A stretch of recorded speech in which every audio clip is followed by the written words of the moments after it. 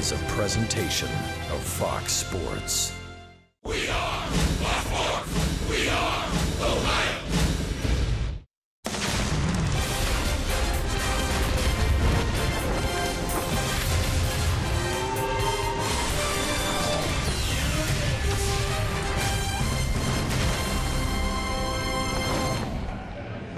The sun is shining. It's a beautiful night for baseball as the Reds and Pirates close out what is now a brief two-game series from Great American Ballpark on Fox Sports Ohio. And hi again, everyone. Alongside Chris Welsh and Jeff Picoro, I'm Jim Day. Thanks for joining us here for tonight's ball game. Tell you what, Chris, the Reds might be on to something here. At the top of the lineup, we know Zach Cozart has been performing, but Billy Hamilton hitting right behind him. That 1-2 punch has been working. Well, Zach Cozart's been hot all year long. In fact, in every game he started, he's been at the top of the order, and a guy that has just been really on fire. We saw his batting average up around 370 for a lot of the first month of the season. It's down around 340 right now. And I think the key for Zach Cozart is that he hasn't changed a thing just because they made him a leadoff hitter this year. He's not trying to work the count. He's seeing fewer pitches than he has ever before. He's going up there, swinging the bat very confidently, and the ball is falling in for him, and he's getting it going.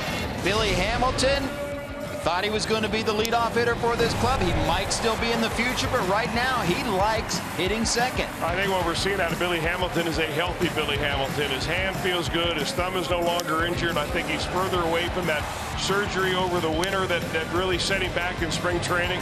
And you're seeing a guy that is beginning to feel what he can do at the big league level.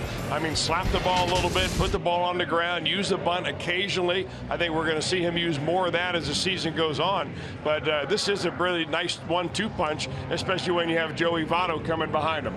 Well, last night's postponement because of rain. Both clubs have decided to pitch the pitchers that they were going to throw last night. And on the mound for Cincinnati will be the big Pasta Alfredo Simon. Last time out, better things to come. Well, no doubt. I think that by his own admission, Alfredo Simon really wasn't ready to pitch when he signed on with the Reds. He had no spring training really to speak of.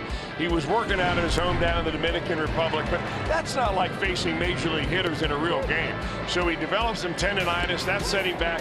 To his credit, he pitched right through that stuff. He didn't pitch well, but he did give the Reds whatever that he could give them. And he came out last time. His fastball was a tick faster. His slider was better. And I think his split finger pitch, now that the weather's warmed up, you can throw that with a lot more consistency. The Pirates will give the ball to Juan Nicasio, and the Reds probably owe him one. Well, they do, because he went out and shut out the Reds over 7 innings the last time he faced them. I mean, he struck out 8. He's a guy that really relies on fastball slider. He doesn't do a whole lot else. Right now he's in the starting rotation. I thought this was an excellent pickup by the Pirates because he's a guy that can be a reliever and he can be a starter right now in the rotation. And when he's on his game, he's about as tough a right-hander as you're going to see.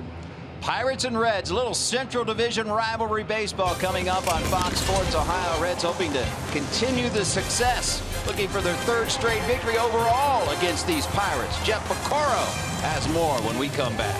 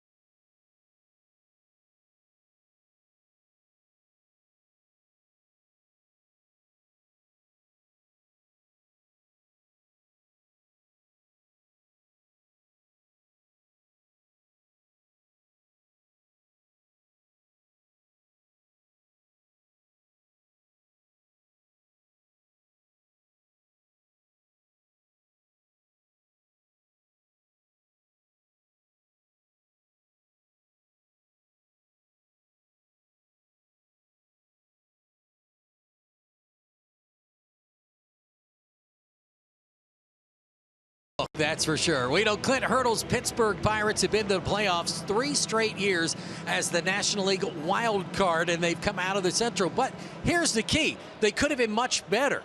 It's amazing what this team has done. The last 2 seasons versus the National League Central, they've been 44-51. That's just a 46% winning percentage. Versus the rest of Major League Baseball, they're 71-28. They're 10-9 this year. So that brings us to our Elk and Elk storyline.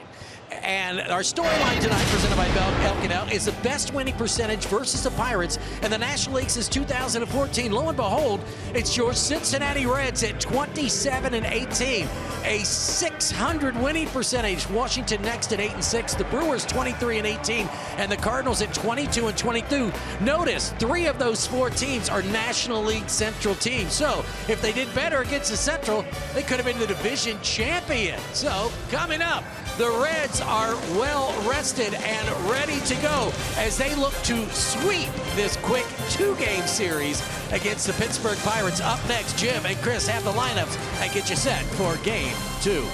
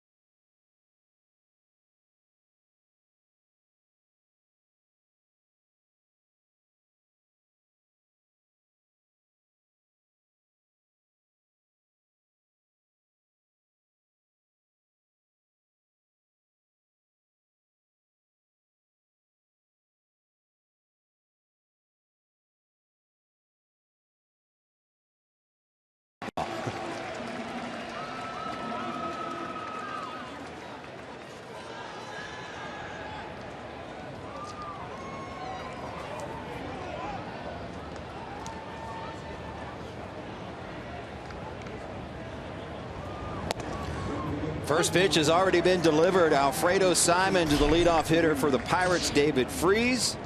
And this game is underway. First pitch in there for a strike. David Freese, a little changeup at the top of Clint Hurdle's lineup. Swing and a miss.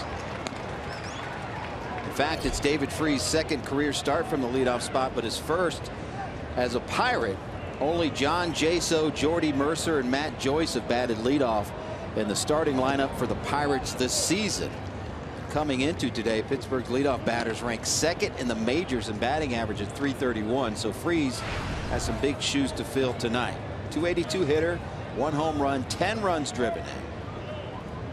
Just a gorgeous night weather-wise here at GABP, and man, does everyone in this area deserve it. 1 ball, 2 strikes, the count to Freese. Simon bringing it into center field. Hamilton's got it, and 1 down. And here's the rest of the Pirates lineup. Clint Hurdle will line them up tonight. Andrew McCutcheon set to step in, batting 2nd. 3, 4, and 5. Polanco, Marte, and Cervelli. Jung Ho Kang back in there at 3rd base. Sean Rodriguez getting a spot start at 2nd base. Jordy Mercer in the 8th spot, and Juan Nicasio on the hill for the Pirates. Andrew McCutcheon, .248 hitter this deep into the season. Kind of weird to say that. We've seen much higher batting average than that. 6 home runs, 13 runs driven in.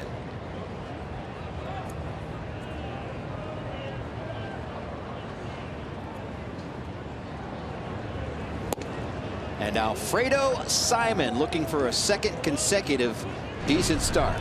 Well, not even a decent start, a very good start last time out. Forget about the earned run average. The sample size still too small. This will be his 6th start overall, and you know, the more he pitches, the harder he will throw, the sharper his breaking stuff will get. It's just a matter of Simon staying healthy throughout this season. I think he feels comfortable in the Reds uniform and certainly comfortable in the rotation here at Great American Ballpark. Well, he certainly says his arm is feeling better.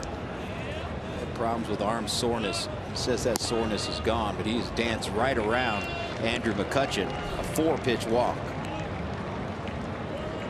Check out the Reds defensively. Your forward defensive lineup. We're getting used to Adam Duvall out there in left field, and he's out there again. Duvall, Hamilton, Bruce around the outfield. Suarez, Cozart left side of the infield. At right side, Brandon Phillips. No Joey Votto in the starting lineup tonight. Jordan Pacheco gets the start. Tucker Barnhart calling the signs for Alfredo Simon. Jordan Pacheco played all over the infield for Cincinnati. He's yet to catch. It's one of his primary positions. He's yet to do that for Cincinnati, but one of the perfect utility players in giving Joey Votto his first night off of the season. Gregory Polanco, number 3 hitter in there for the Pirates. There you see Joe. And the way the rainout happened last night, and with an off day today, which Brian Price said he had scheduled all along, the Reds have an off day tomorrow. This gives Votto 3 consecutive days of being off, which they really think is going to re-energize him. He's played nearly every inning of every game.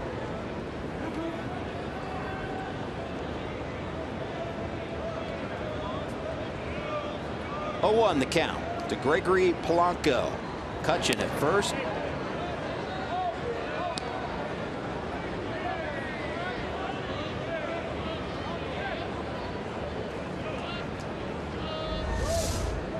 You know, for a big man, and Simon certainly is that at 6 feet 6 inches tall, he's got pretty quick feet and a good compact move to first base.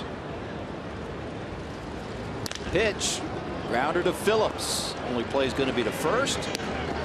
Gets the second out, but McCutchen moves up into scoring position. 2 down for Starling Marte.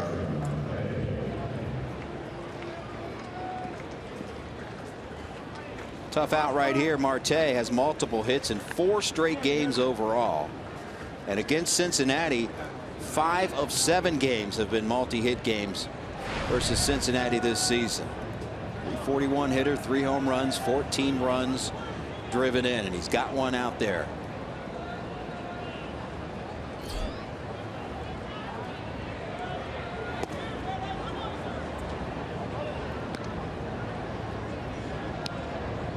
Yeah, these Pirates have seen Alfredo Simon a lot. Marte, one of those who have hit over 300 against Simon in 33 at bats. So it's hard to have secrets when you're in the division. You've been around a few years like both these players have. It's a matter of execution. 1-0 pitch in the air. Easy play for Duvall. So Simon works around the walk to McCutchen, and the Reds coming up.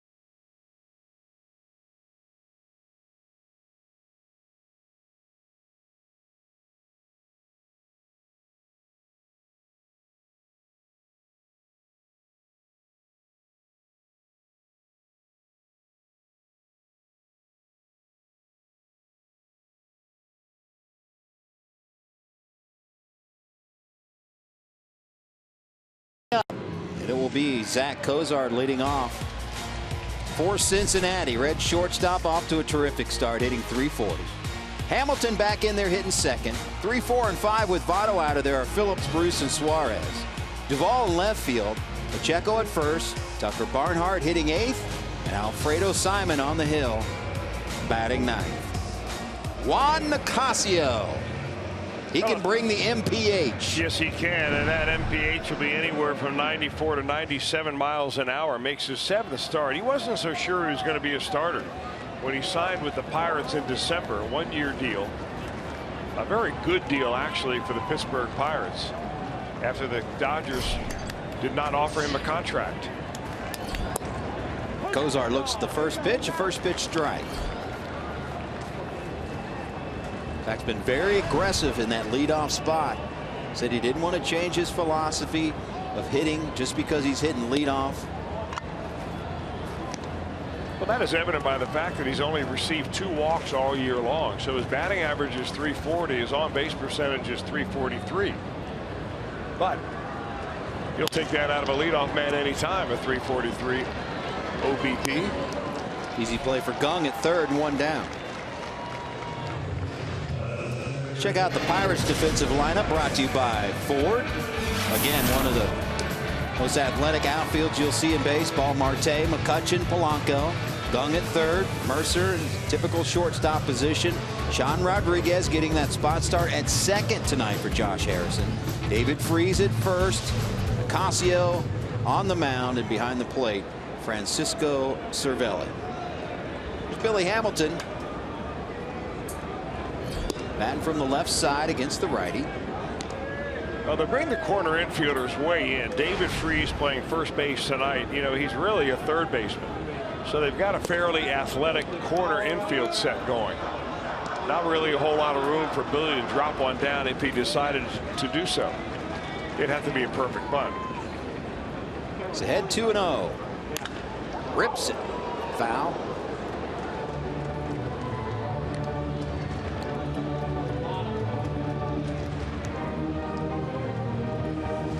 Hamilton really is taken to that second spot. We talked about it. And he's been honest, real honest.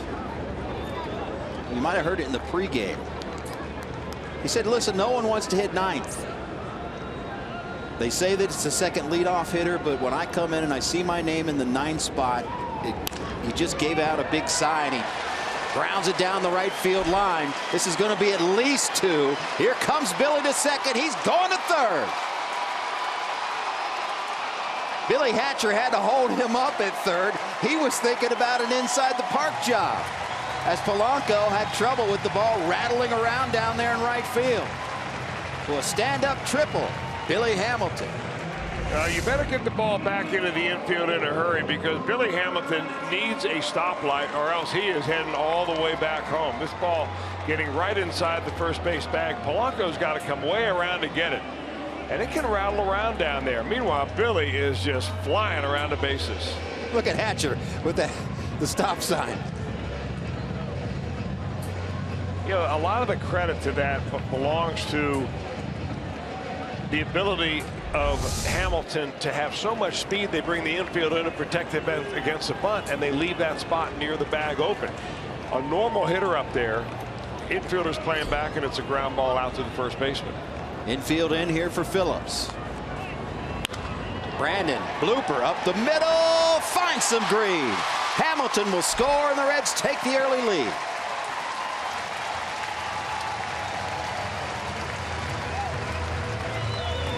Well, I guess you call that small ball.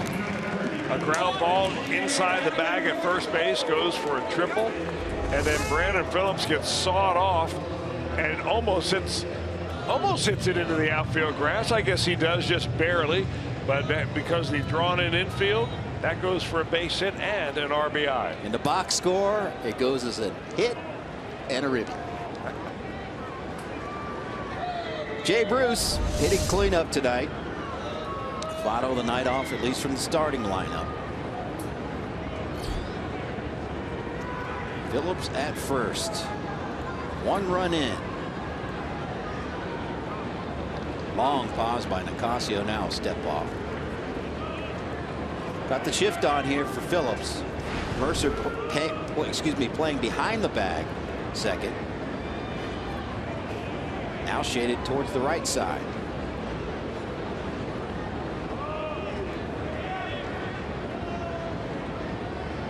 First pitch to Bruce, in the air. Mercer goes a long way to get that one. 2 down.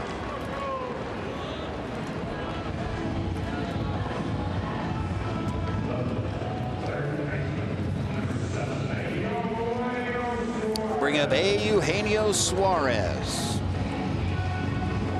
We mentioned this the other night. Reds would like to get him going again. Hitless in his last 10 at bats.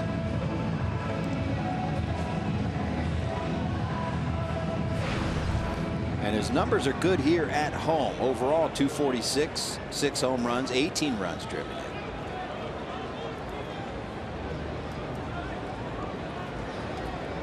Two outs and Phillips at first.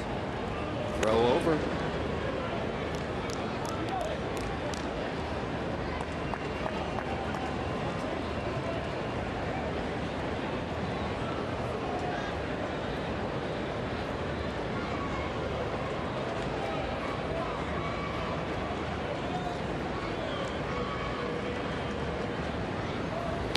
You know, you have to remind yourself when you watch Eugenio Suarez play that he's 24 years old. He won't be 25 until July. The Reds have players in Double-A that are 24 years old.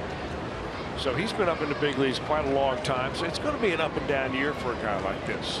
He got off to a very good start, which boosted his confidence, and he'll get it back. 0-1 pitch inside. Suarez was 0 for 4 in that earlier matchup with Nicasio in Pittsburgh.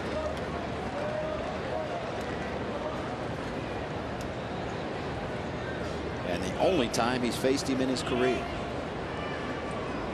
1 ball, 1 strike. Had him leaning.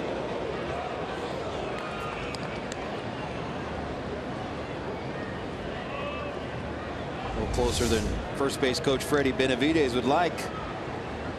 Yeah, the Reds have already had 4 players picked off this year.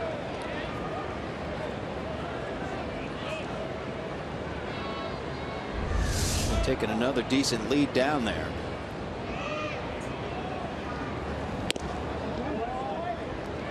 Well, there's no secret with the way that the Pirates want to pitch Suarez, which is inside. They don't want him to get his arms out. They don't want that barrel of the bat on the ball.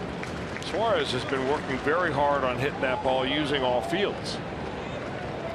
And it's tough to hit the ball the other way. If you go up to the plate thinking about that, the pitcher pitches you inside, you've got to go back to what you used to do. Spin on that inside one.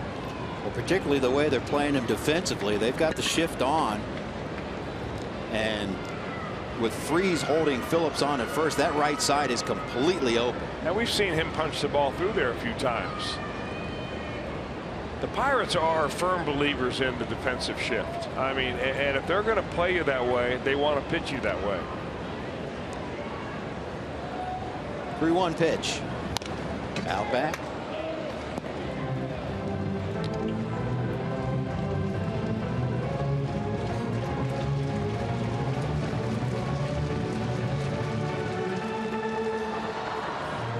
Seven hits to the right side for Suarez, so that bears out what you were saying. We've seen him punch it through the right side.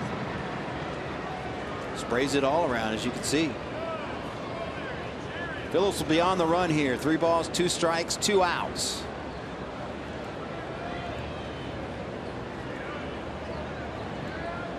There he goes. Swing out of play.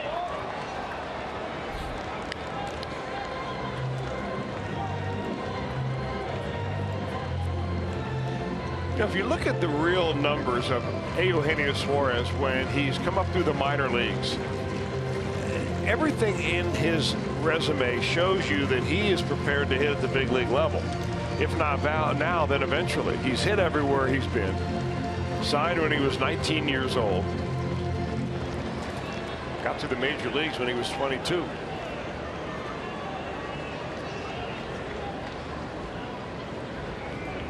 Payoff pitch again. Staying alive.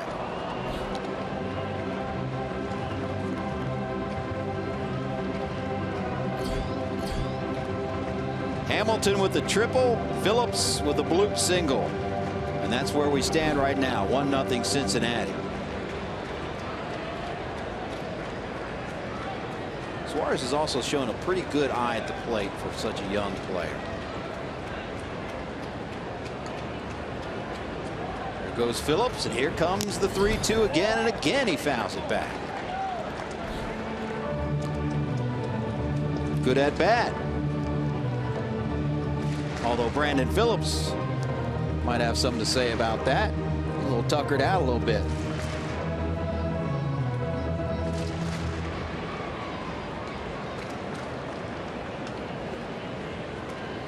Juan Nicasio, 29-year-old from the Dominican Republic. Try another 3-2 pitch to Eugenio Suarez. His bat twice.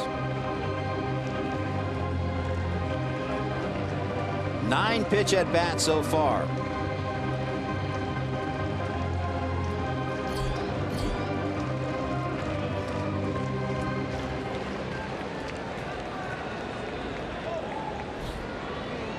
Five straight foul balls by Eugenio Suarez.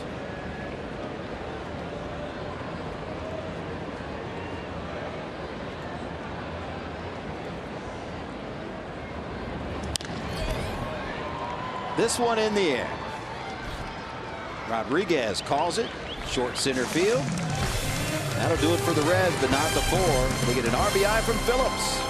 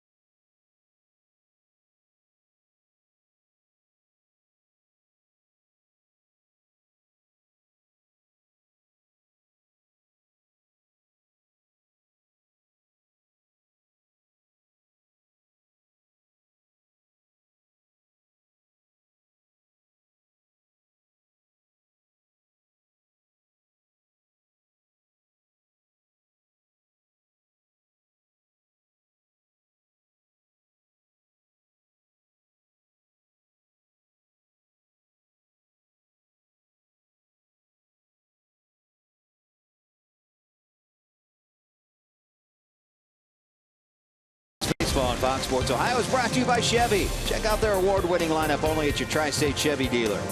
By Cincinnati USA Regional Tourism Network. Stay close to CincinnatiUSA.com.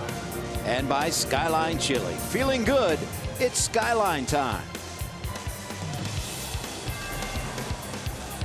Reds with a 1-0 lead as we head to the second. Sunny day and evening here at GABP. RBI single, Brandon Phillips, following a Billy Hamilton triple.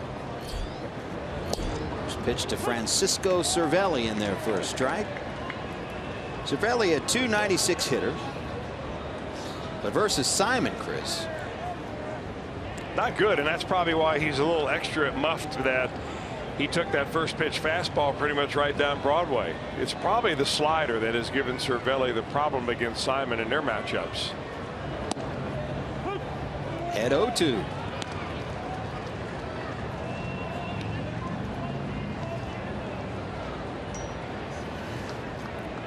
Cervelli was 0 for 3 here Monday night. Did have a sacrifice fly RBI.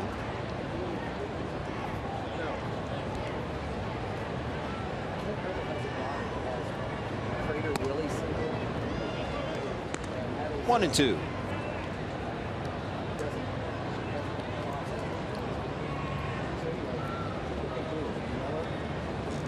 Jung-Ho Gung on deck. 1-2 pitch. Outside.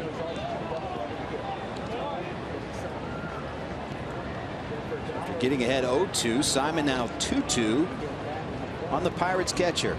You know, Simon in his career only throws that slow curveball about 6% of the time, but I think this year we're going to see a little more usage out of that pitch. Ground ball to Cozart. Waits for it. Easy toss over to Pacheco. Throws off the mark, but Pacheco with the tag.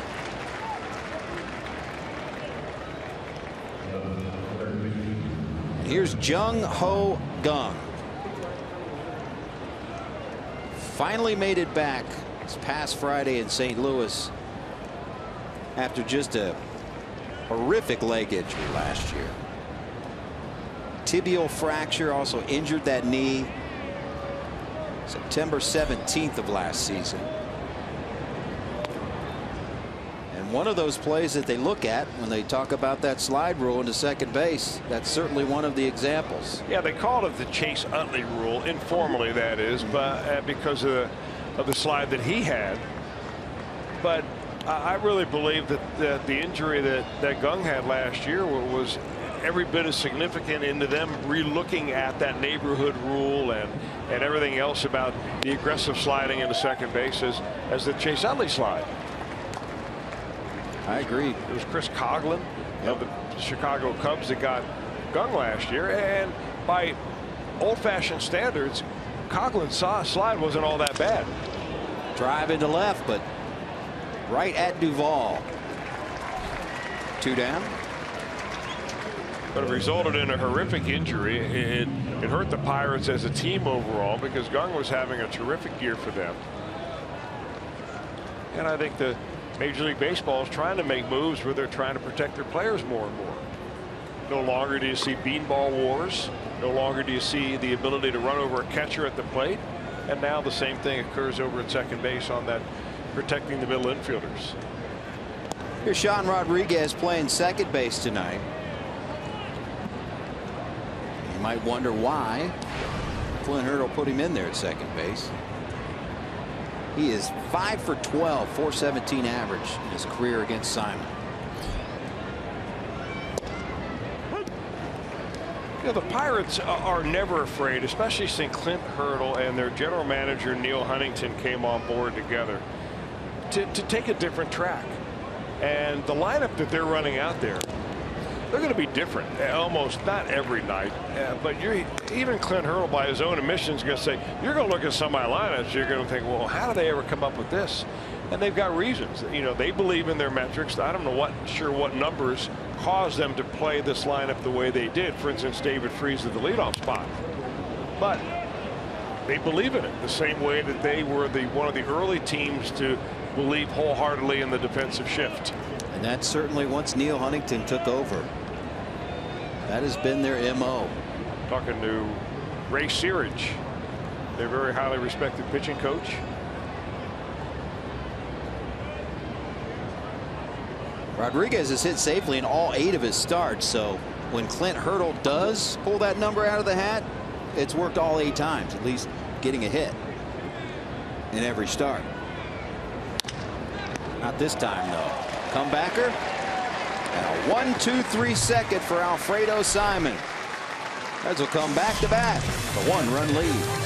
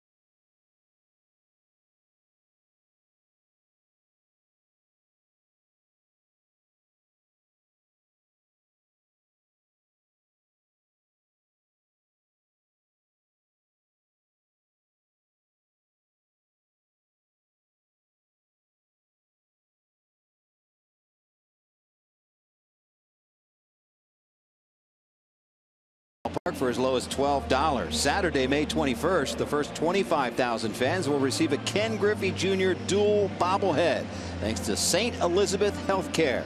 For tickets, call 513-381-REDS or visit reds.com. That's going to be a big one. Junior Griffey dual bobblehead. Be a big crowd that day. Adam Duvall hits it right into that Pirate shift. 4-3 on that put out with the shift. So one pitch, one down.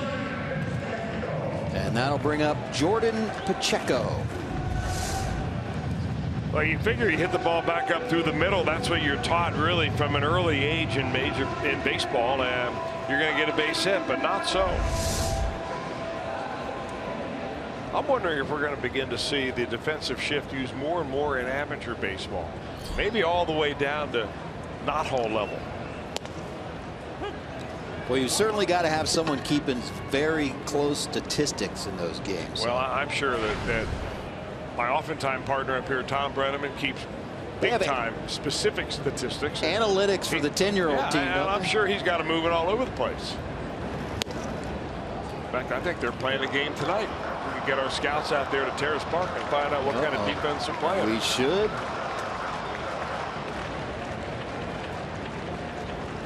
Hopefully the kids are having fun along the way, too. Oh, they're having a blast. Good deal. 0-2 pitch. Swing and a miss. 2 up, 2 down here in the second for Cincinnati. First strikeout of the night. Juan Nicasio. If a Red hits the Toyota sign with a home run during tonight's game, Chuck Stevens from Cincinnati will win this beautiful new Tundra on display here at GABP. Register for your chance to win at an upcoming game by seeing your Cincinnati and Northern Kentucky Toyota dealers. Barnhart with 2 outs. First pitch swinging himself. Easy inning for Nicasio. 5 pitches. Reds though lead 1-0.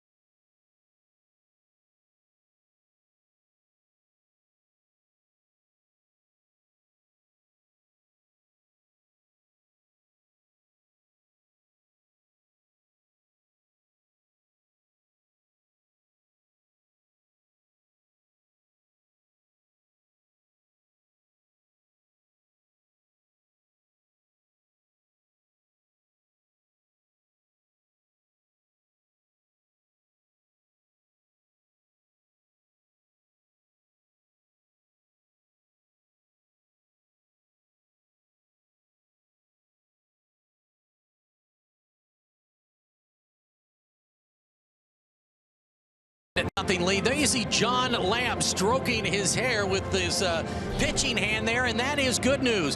He threw today. He is thrown without pain. He still says he can't spin a curveball, but with the day off tomorrow, he is still scheduled to pitch on Monday, and Brian Price says that the most they'll move him back is possibly to Tuesday. But again, next couple days will be vital for him. And for Homer Bailey, well, with Homer Bailey, it's a different story. He's had his first real setback since he had the Tommy John surgery. It's not back to square one, but talking to Dr. Timothy Krimchek in the pregame show, looks like he could be back throwing again and possibly head out in early June for a rehab assignment if all goes well. Guys? Pick, thank you for that. And we've talked about this, Chris. There's no reason to rush Homer Bailey back right now. I mean, anymore, it's become a 15-month process. I was really stunned when I got to spring training and people were talking about Homer coming back in the middle of May. I mean, the first thing you have to ask is why. Number one, in a rebuilding year, would you rush your ace back and, you know, maybe risk more injury based on less recuperative time than longer time, and you know, let him come back at his own speed. You want that arm fixed, you want it fixed for good, and you want him coming back and be able to anchor that pitching staff. And Homer said it many times, he wants to go through this once. He wants to rehab it once, and once he comes back, he wants to come back for good. And Homer's a smart guy. He's even quoted recently in the last couple of days saying he's looked at the numbers of the guys that have come back after 12 months, the guys that have come back after 14 or 15 months, as Mercer grounds it to Cozart. And the numbers bear it out that more guys get re-injured when they come back after 12 months than a lengthier rehab.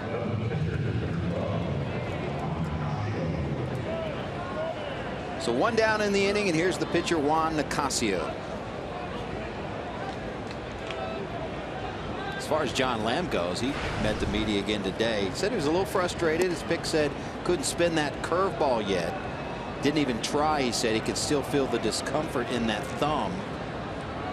But he says he feels much better and is encouraged. And as Jeff said, that rain out last night and the off day tomorrow couldn't have come at a better time for John Lamb, because the Reds have the option of moving him back. You know, back in the day, what we used to call a John Lamb have is jamitis. Because you get jammed so bad, you got a little tendonitis or something in your hand. I mean, I'm sure, I forget who the pitcher was that did that, but he's got to be thinking, man, I must have been throwing a shot put up there. Well, Lamb was asked about the at bat, and he said, I guess I just have weak hands, man. I better be working on my hands more, because he got me.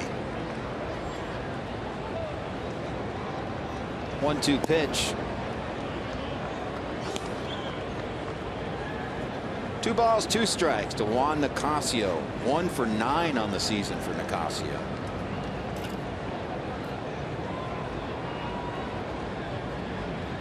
Simon dealing. Fly ball right field. Bruce has it. 2 down.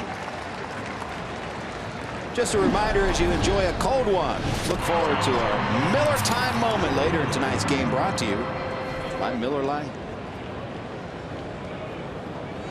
6 in a row retired by Alfredo Simon.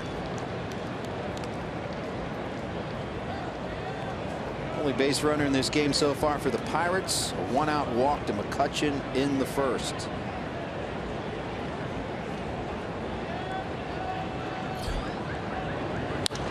David Freese, first pitch swinging. Freese flew out to center to open up this game. Former St. Louis Cardinal. What a postseason he had with them. Simon ahead 0-2. You know, really the way you describe David Freese, you never see him as a guy who's going to compete for the MVP. If he makes an all-star team, it's probably an upset. But he's just solid. I mean, he's going to give you a 285 to 295 batting average. He's going to drive in, you know, anywhere from 55 to 70 runs a year. Simon to Pacheco, and a 1-2-3 inning again for Alfredo. Reds on top.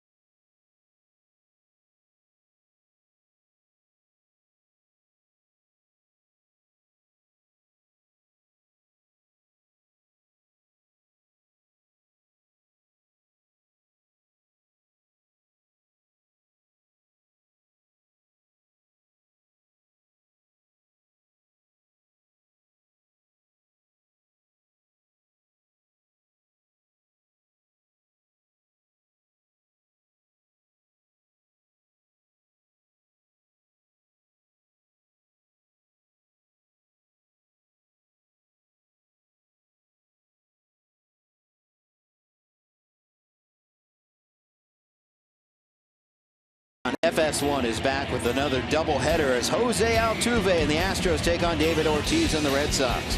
Then AL Central rivals collide when the Twins square off against the Indians in a game you can only see on FS1. It all starts at 12:30 Eastern, or watch it live on Fox Sports Go. Speaking of the Astros and the Indians, Astros beat the Indians today in, count them, 16 innings. Yikes. Alfredo Simon, pitcher versus pitcher here to start the third off for Cincinnati. Alfredo seeking his first hit of the season. Took a hack there. Brandon Finnegan, he's shown that he loves to hit. 5 for 15. All the other Reds pitchers 0 for 45. No other Reds pitcher besides Brandon Finnegan has a hit yet this season.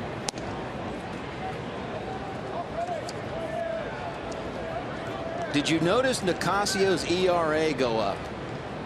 How about a guy that had his start washed out last night and saw his ERA rise by nearly a run? It's because of an error originally charged to McCutchen in his last start versus Chicago. They changed it to a hit, and later in that inning he gave up a 3-run home run.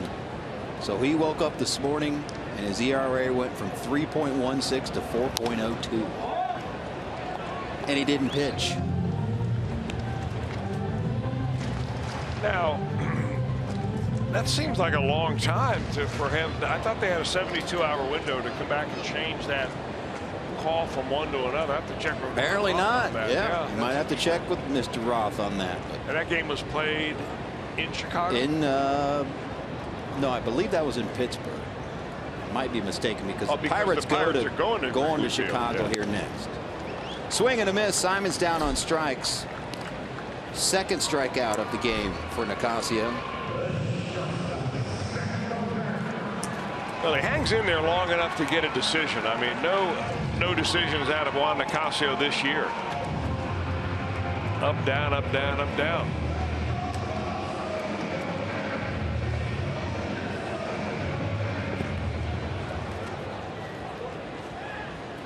Zach Kozar grounded out in the first. Kozar off to that great start as we've talked about so many times, and now has the enough at-bats to qualify amongst the league leaders. His .340 average coming in. Third amongst National League shortstops. Fourth in hits. Tied for second in doubles. Up and in. Almost got him. Second in slugging percentage amongst National League shortstops, .567. 1-2 count to Kozar. Reaches for one. Casio backhander. Nice play.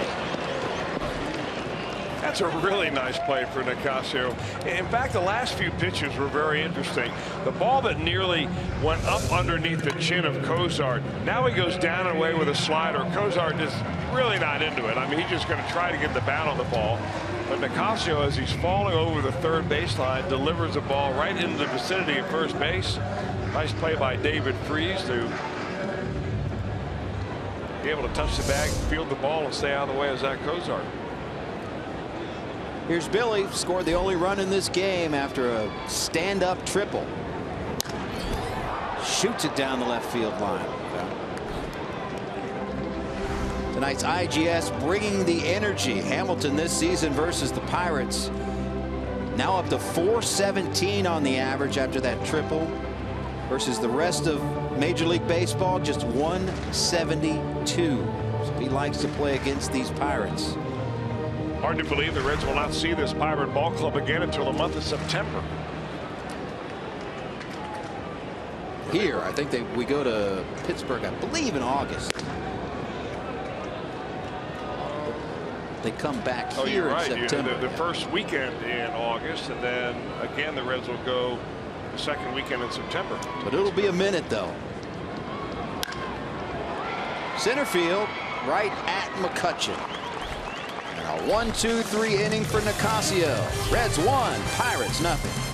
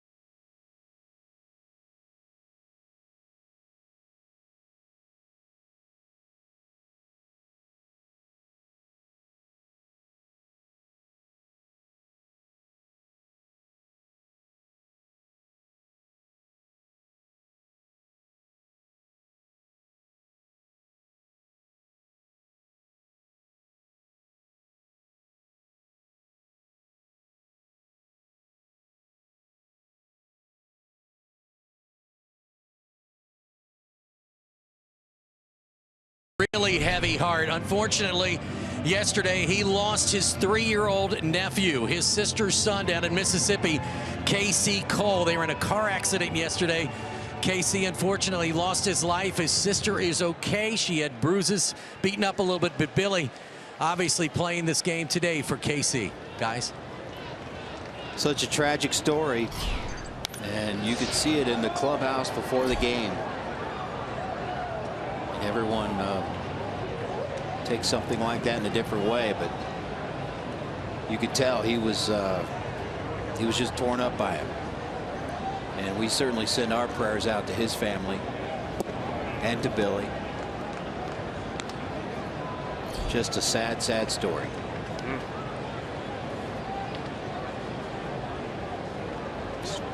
You don't know what to do in that situation other than to just go by as McCutchen drives one into right field, and that one is gone.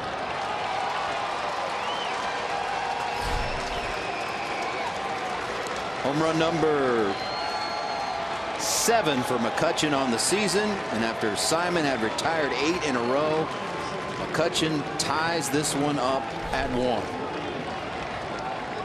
It's hard to keep this guy down. I mean, he's such a great hitter. You elevate the ball just a little bit, and you do right there. The ball coming out over the plate, just kind of spinning up there. McCutchen taking it the other way.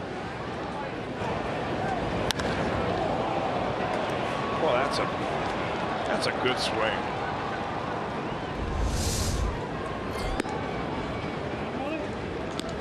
This is the kind of lineup the Pirates have been able to put together that can damage you at the top and at the bottom of the lineup.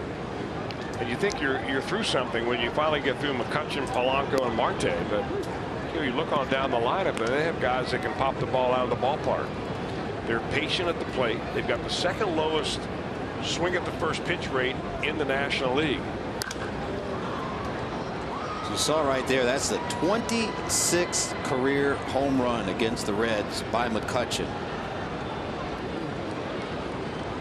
26 home runs against the Reds, ranked 3rd amongst active players, trailing Ryan Braun, who's at 32. And I still can't believe this number when I look down at it. Albert Pujols, 46 home runs against Cincinnati. It seems like he hasn't played against the Reds in 10 years. Hasn't it? But 46, I mean, obviously he was in the division with the Cardinals. Played him 18, 19 times a year, but 46 home runs. Reds will see Albert this year. Yep. It's the Reds, the National League Central, taking on the American League West this year in interleague play. See the Mariners come to town. That'll be part of that Griffey Jr. dual bobblehead. Oakland A's will make their way here. Reds will play out there in Anaheim.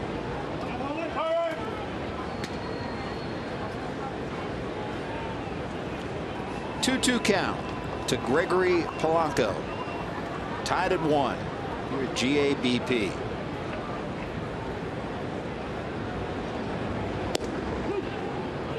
Bring him up.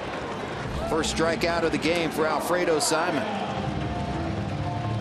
Excellent pitch right there for Alfredo Simon. A backdoor cut fastball that he looks like he just gets that ball and puts a little bit of spin on, almost like the spiral of a football, so that instead of darting away from a left-handed hitter, it comes back out over the plate a little bit and it just catches the outside corner.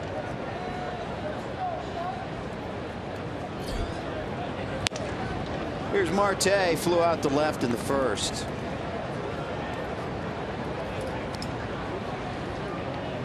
Average at .338 now.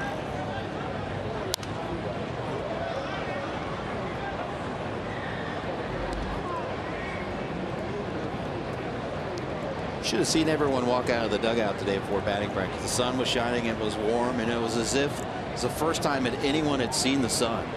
It's just been so cold and damp to start this season. Almost nearly every game.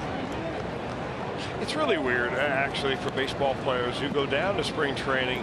A lot of these guys report in January. They start pitchers and catchers in the middle of February, so they're down there a minimum of 6 weeks. And you step out of Arizona or Florida, where it's been 85 degrees and nearly the entire time you're there, and you go up north, and you're playing in 48-degree and drizzle. You're playing overcast skies, windy conditions, and then you really have to wait for another month until the weather just begins to resemble what you left during spring training. But all those games count, and there are some pitchers that struggle in cold weather. There are hitters that struggle in cold weather, but you just can't let that affect you, because every game you win or lose in the month of April means the same thing as a game that you win or lose in the month of September in the heat of the pennant race. There were people looking to the heavens with their arms out, just soaking up the sun today. Nice to see. Fine.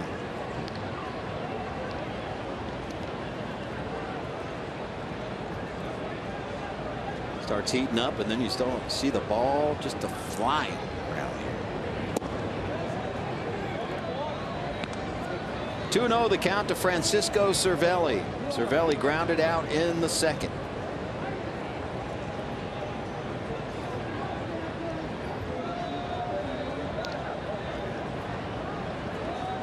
.2-0 pitch. 3-0.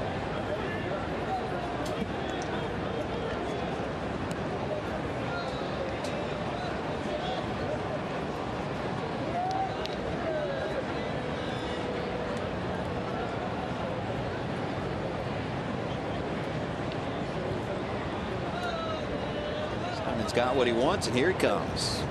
Almost hit him. Look out.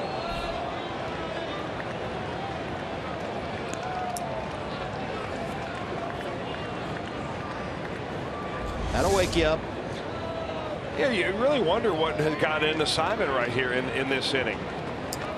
All of a sudden, I mean, you make one bad mistake, pitch to McCutchen, home run, that stuff happens. But, to have a guy that you've simply owned in your career, Francisco Cervelli has one hit, I think, in 15 or 16 times at bat against Simon, and you walk him on 4 pitches and you're not even close.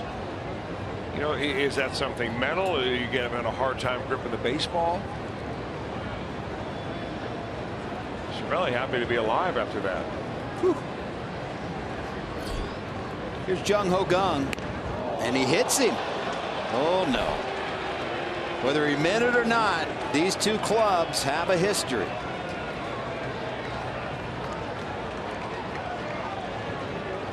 I wouldn't think that Simon is trying to hit him. Kang is up on the plate, yes. It hits him in the protective part of that apparatus that protects his back of his arm and elbow. So he's not going to be hurt by that. But Simon's just trying to pitch inside. That's the same thing the Pittsburgh Pirates do. Although the Pirates do as I recall, lead the league in being hit by pitch. They do indeed.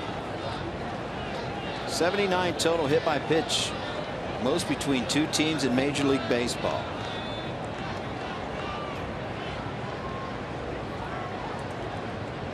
So after giving up a home run to McCutchen, then retiring the next two batters, now he's got 2 on for Sean Rodriguez.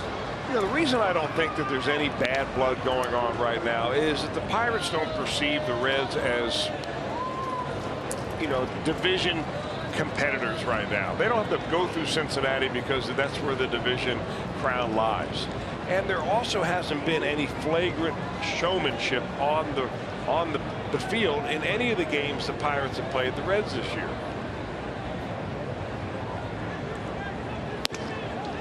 So I think that hit batter was just a hit batter. The fact that it happened after a 3-ball count where Cervelli nearly got one in the head but went for ball 4, and then the very next pitch got away from Gunn, just leads me to believe that Simon has just either lost his concentration or his feel. Boy, how about that little curveball there? 76 miles per hour.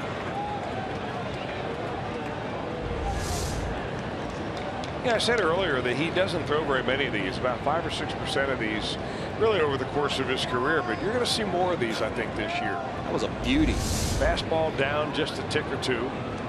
You begin to experiment with other stuff. Simon ahead 1-2. 2 outs. Check to swing. First base umpire Mark Wegner says no.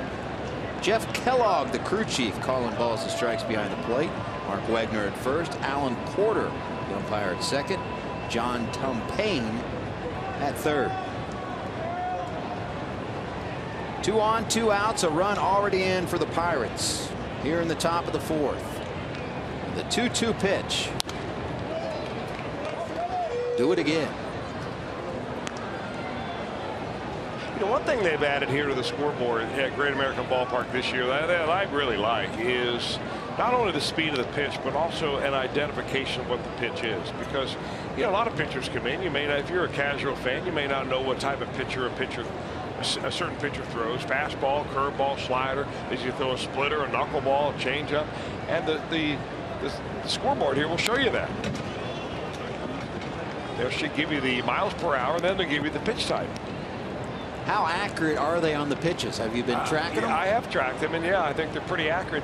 And they get that really from a formula because they know from history what the speed of the pitch is that Alfredo Simon throws. And they'll also get the spin of the pitch, the trajectory of the pitch, and so on. And they fall into certain ranges based on data, and they're fairly accurate. And every once in a while, a pitcher will invent a new one. Well, my question is, they put Ephus up there when he brings that big Ephus pitch. Although he doesn't like to call it an Ephus pitch, but we all call it that big Ephus. Yeah. How do you spell Ephus? What I would want to know. How do you throw it? Yeah, that too. All right, runners will be on the move here. 3 balls, 2 strikes, 2 outs. Simon trying to keep the runner at second. Cervelli close. You know, my prediction, that move that you see right there will be one that in the next few years Major League Baseball is going to take a hard look at and eliminate. Just like they eliminated the fake to third? Yeah. It really is the same thing. Yeah.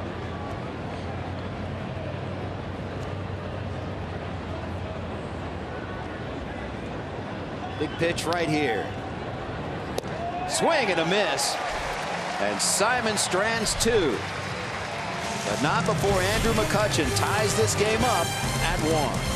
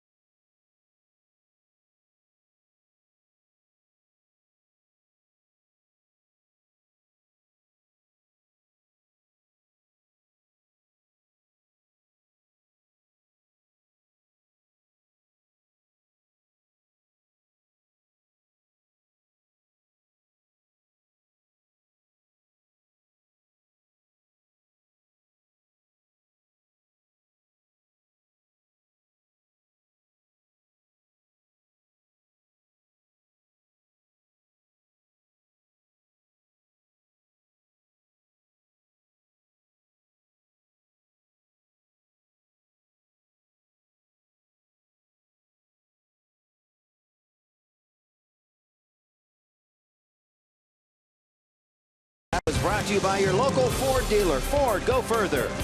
And by Cincinnati Children's, ranking 3rd in the country on U.S. News' best children's hospitals. 1-1 tie here in Queen City.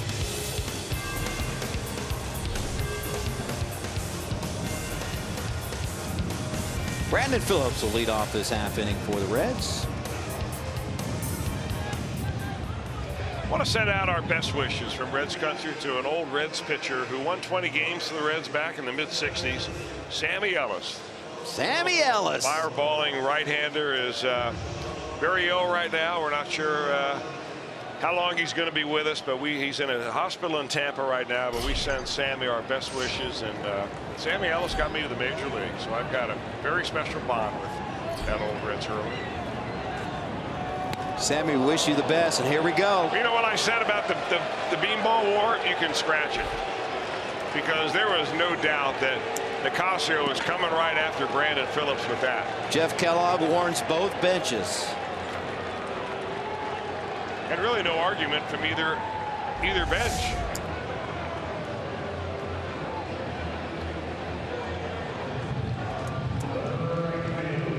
All right, this one could get interesting the rest of the way.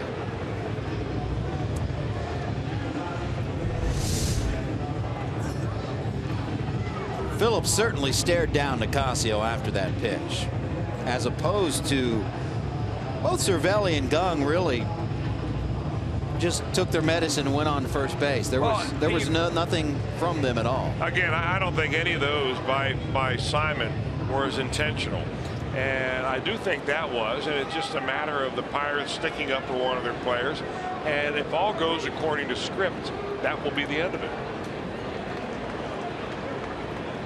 See how it unfolds. Jay Bruce in there. Phillips not even taking a lead from first base. I don't know if he's hurting down there or now he'll take the lead.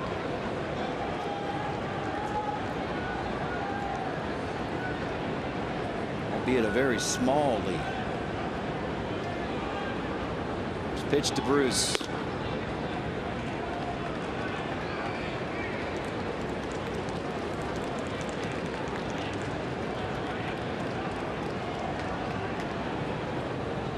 Popped out to the shortstop in the first.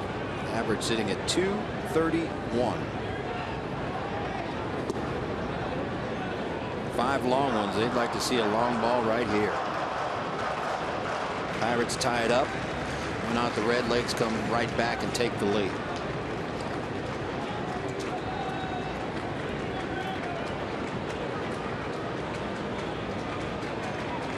Hitters count here, 2-0. A whack at it.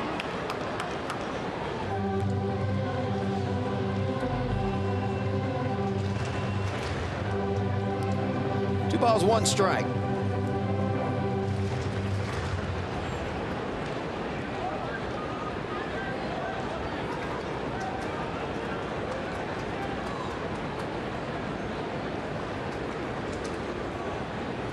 Phillips a small lead from first, and here comes the pitch. Takes a high ball.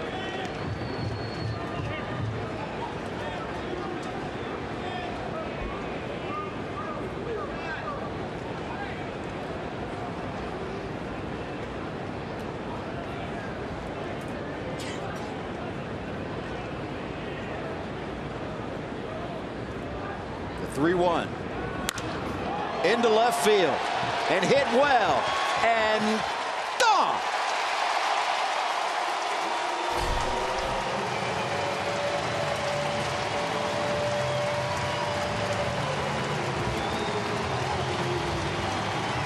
Well, just as I say it, Jay Bruce delivers. Home run number 6, 2-run job. Reds retake the lead. I can't remember the last time Jay Bruce hit a home run down the left field line. While Nicasio's fastball has that natural movement of going away, but you've got to stay with it with your front shoulder to be able to drive a ball like that. You can hit a fly ball, a dying quail easily to left field, but to hit one out that way, you've got to be committed. And Jay Bruce all over it. He is now tied with Adam Dunn for the most home runs career-wise at Great American Ballpark. 126th home run here at GABP for Jay Bruce. 14 of those have come against the Pittsburgh Pirates here at home. And if you would have told me that the tying home run to Ty Dunn would be down the left field line, I would have probably said probably not. Yeah, neither of those guys made a habit of going down the left field very often. Nope. Reds will take it though. 3-1 lead. Suarez now digging in. In fact, Dunn probably hit as many into the river as he did down the left field line. Man, he used to hit some just titanic shots. Back before they had the, as Suarez is rung up, back before they had the riverboat deck out there, one that he hit over the batter's eye, center field. Just a majestic shot.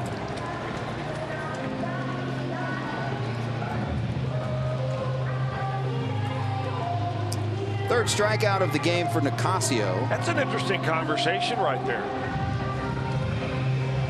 When you have normally, you know, we're not in the dugout all the time with our camera, but one of those guys talking to Alfredo Simon on the bench, and it could have been as simple as, hey, you know what? Everybody's even now. Let's just move on. Don't go back there and think you need to pay anybody else. We need you in the ball game. Remember, if the umpire feels you do something on purpose, you're ejected and the manager's ejected. You know, you can almost read Phillips' lips there. Just do what you do. I think I tend to agree with you on what they're talking about right there.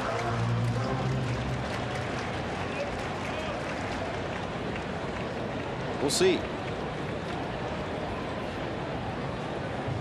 1-1 pitch to Adam Duvall. Fly ball center field. 2 down. You know, it's really a miracle that Juan Nicasio is on a major league mound anyway. In his rookie year, after he signed and came up, called up out of Double-A with the Colorado Rockies, he was pitching in August against the Washington Nationals. He was hitting the head with a line drive off the bat of Ian Desmond, and it knocked him down. And as he fell on the mound, he fractured a vertebrae in his neck. So they immediately took him. They took him off the field, obviously on a stretcher. Miraculously, 11 days later, after he had pins and plates put into his neck, he came back and made an appearance in the dugout. Wow. To a standing ovation there at Coors Field. He was out the rest of the year, but returned the pitch the following April. 2 down for Jordan Pacheco.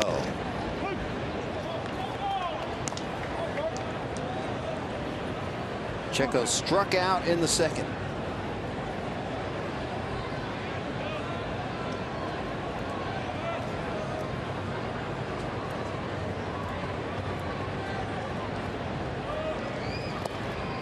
Check swing. 1-1. Pacheco, the only non-roster invitee to make the club's opening day roster. And they had a lot of non-roster invitees to camp. Brian Price and the staff loving his versatility. Let's take a look at the video of that line drive to the head back in 2011 off of Juan Nicasio pitching for the Rockies. I mean, just a heart-stopping moment. Jim Tracy, the manager of the Rockies, Cincinnati native, running out there. I mean, he's motionless on the mound. But 11 days later, came back, made his appearance in the dugout, and here he is back on the mound pitching, and pitching well.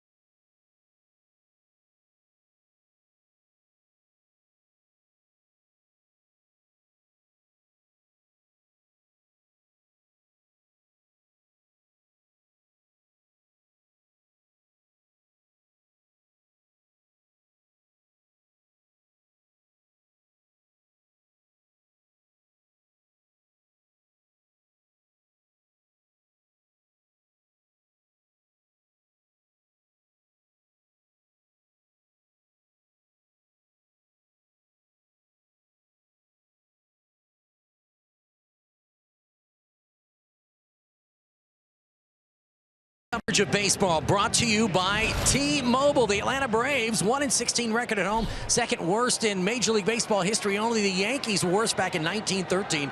And Bryce Harper, a one-game suspension, undisclosed fine for actions following his ejection on Monday. He's serving that suspension tonight. And Todd Frazier had to leave the game today. We're going to show you the video of this. So this was in the fourth inning in Arlington. He did his best Derek Jeter impersonation. Watch his face. So as he goes in, he slams into the armrest and he splits his mouth wide open, guys. He runs to the dugout, grabs a towel. They take him downstairs. He had to get 5 stitches to close the gash in his mouth. That was today versus the Rangers. Wow. Frazier always selling out. He certainly did every night or every day in a Reds uniform.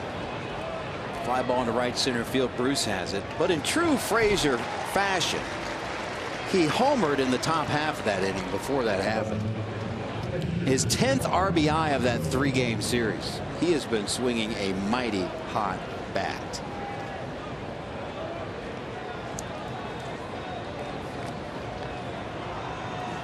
One down for the pitcher, Juan Nicasio.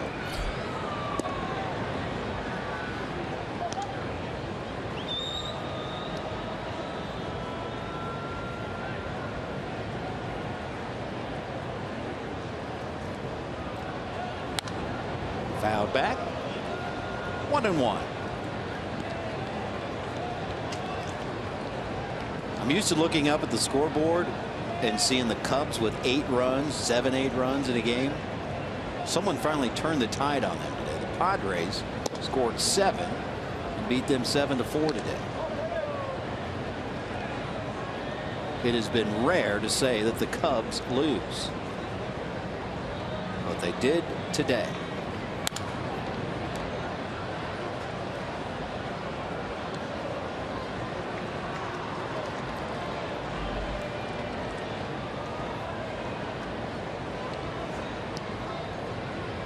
Two count to Juan Nicasio. Reds with a 3-1 lead. RBI single Phillips, 2-run home run Jay Bruce. And Nicasio, for the 2nd straight time, has flied out to right.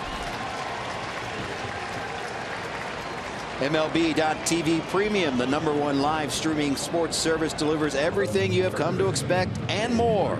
It also includes a free subscription to @Bat Premium, the #1 app for live baseball. Blackout and other restrictions apply. Visit MLB.TV for details.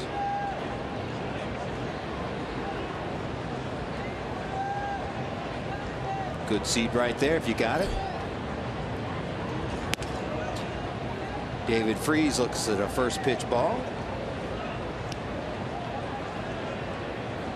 Freese 0 for 2. Flew out, grounded out.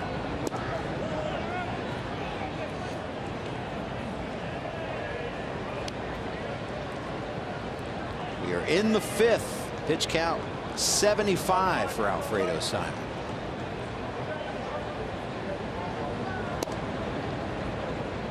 (3-0). You certainly don't want to walk the guy ahead of Andrew McCutchen, who already has a home run in this game. Freese had the green light, swinging away.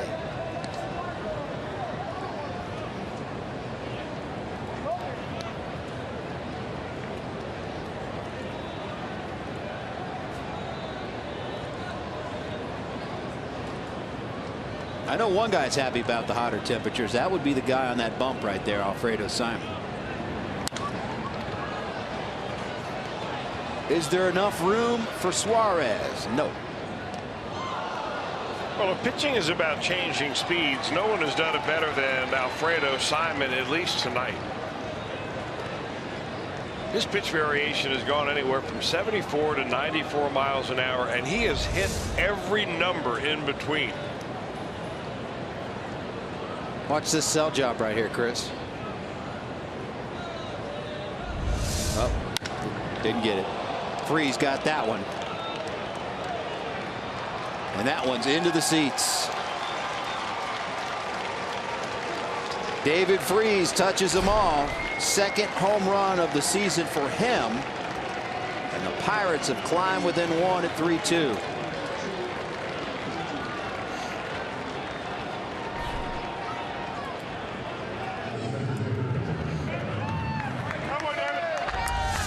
Committed to going the other way. The Pirates have now hit 2 home runs, both of those opposite field home runs. That's a slider that just kind of, or maybe a cutter, but boy, it spun, but it didn't move. Now more work to do with McCutchen in there. 34 home runs have now been hit in this homestand. 18 by the Reds, 16 by their opponents. Uh-oh. What's going on here? That last pitch came inside to McCutchen. A little chirping going on from the Pirates dugout. And there got to be some chirping going on. And Simon was chirping right back.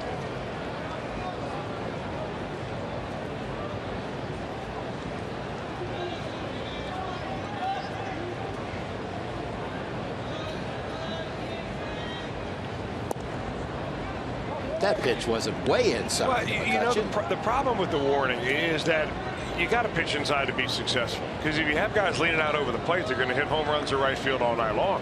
So you can't be fearful about coming in, missing your spot, hitting a guy, and getting ejected from the game. Oh, boy. Deep to center. Hamilton back. Hamilton's got it at the wall. So McCutchen, bidding for the second home run of this game, comes up just short.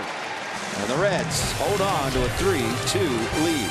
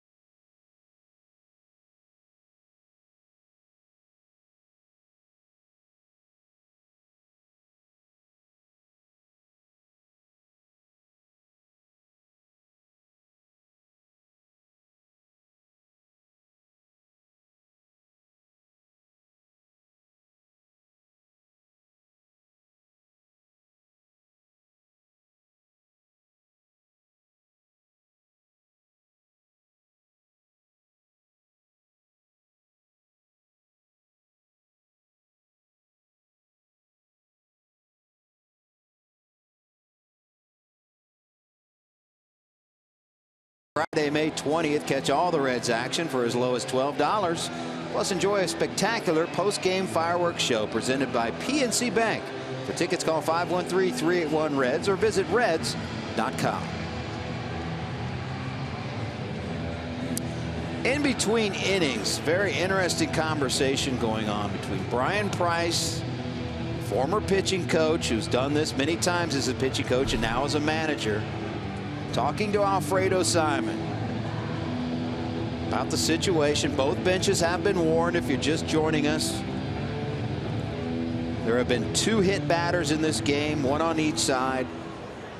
Another at bat of Francisco Cervelli where ball 4 was high and tight, where he had to hit the dirt. I wouldn't be surprised that the advice that Brian Price is giving Simon is you go out and pitch your game. You don't worry about the pitching inside, hitting anybody. We're certainly not going after any Pirates, but you can't pitch effectively if in the back of your mind you're worried about throwing the ball on the inner part of the plate. No team throws more pitches on the inner part of the plate than do the Pittsburgh Pirates. Tucker Barnhart into the right field corner. He's digging for 2. And he's in there with a double.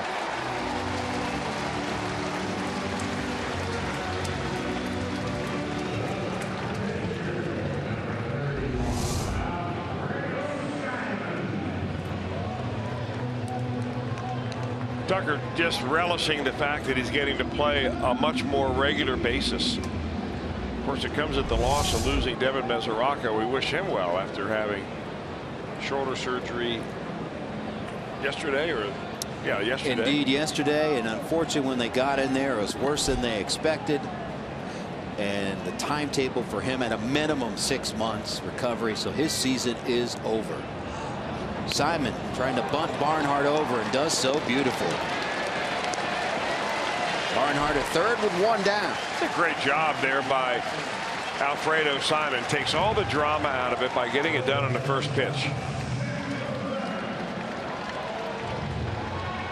And that's a huge runner to get to third base, especially when you've got the catcher running. I continually am stunned that pitchers just lay it right down the middle. I mean, Simon's not a good handler of the bat. The only pitcher that has a hit on his ball club is Brandon Finnegan, as you said earlier, Jim. But you throw it right down the heart of the plate with nothing on it and say, here, we'll take the out, but we'll let you move the guy to third base. And a sacrifice fly will score him. Marte's got it. He's got a good arm. Here's Barnhart. It's cut. They're pointing back at third base.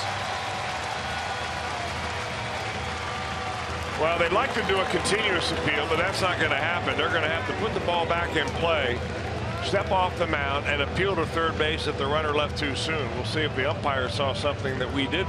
Cervelli immediately pointed back to third base and immediately looked at home plate umpire Jeff Kellogg. We're going to see it here, right here. You got to wait for a batter to get to the batter's box, the umpire to put the ball in play, pitcher get on the mound, then he steps off the mound. You have one chance to do this correctly. He's on the mound. Hamilton's in there.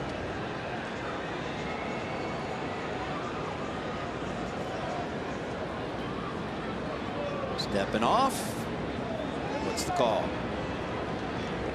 Safe.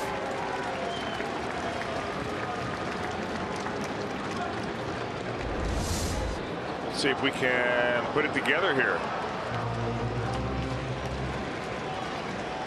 I'm not sure what the Pirates are looking at. It looked like he hung in there and was plenty safe. Oh, yeah. Hamilton pops it up. Gung squeezes it for the third out, but the Reds get that run back and lead again by 2.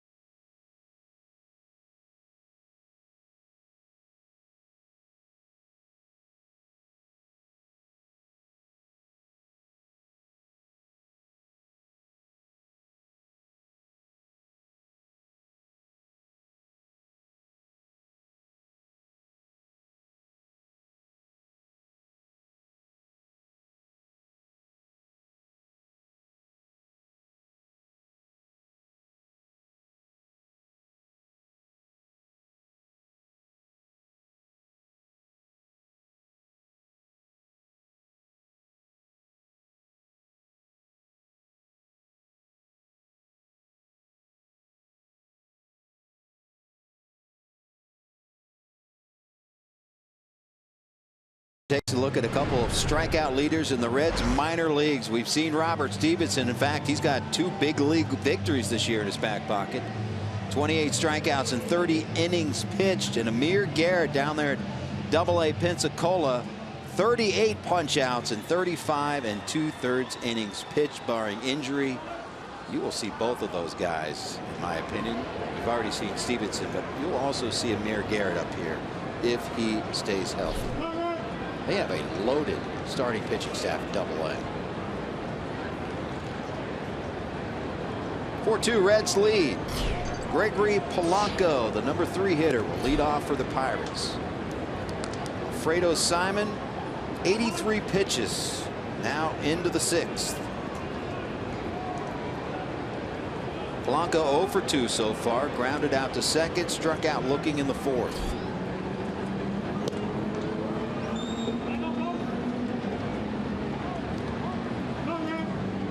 See what the big pasta can do with another 2-run lead.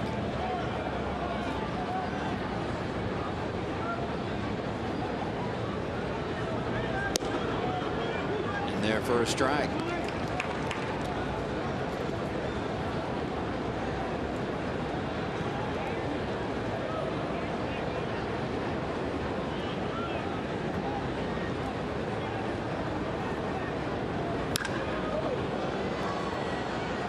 Got it good, but foul.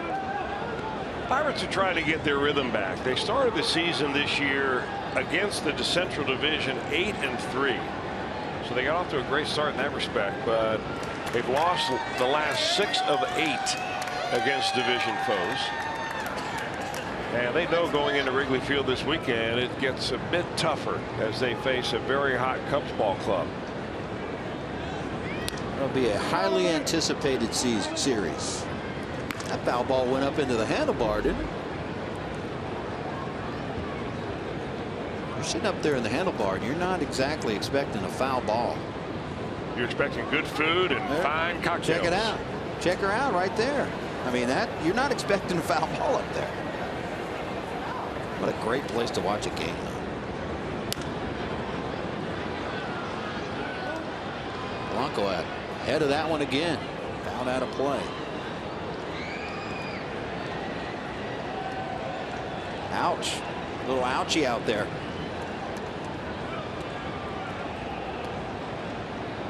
Better mean business when you go after a foul ball.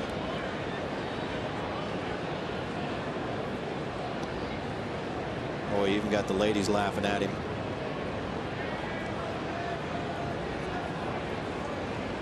Two-two pitch to Polanco.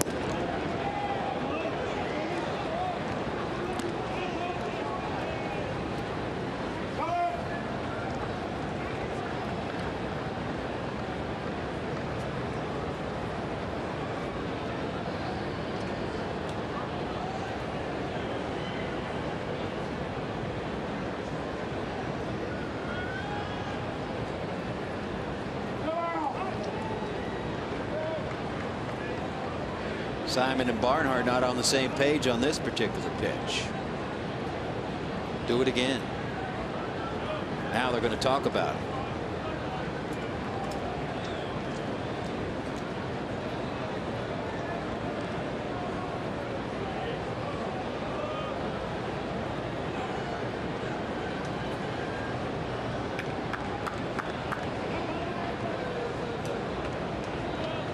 He gets that split finger that falls off the table here.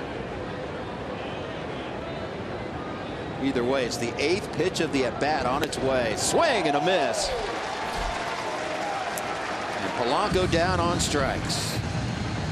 Well, they ended up throwing a slider on that pitch, 88 miles an hour. I think that Tucker Barnhart wanted it inside. It stayed outside. In fact, that's what you would characterize as a backup slider.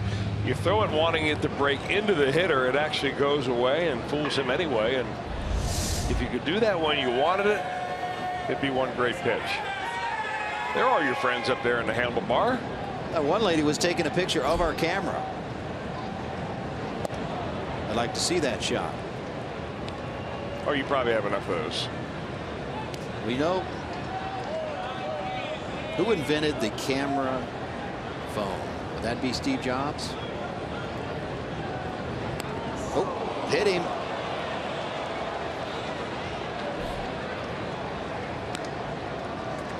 I got him on the hands. He's awarded first base, but he's in no hurry to get on down there. He's going to show the trainer first where it got him.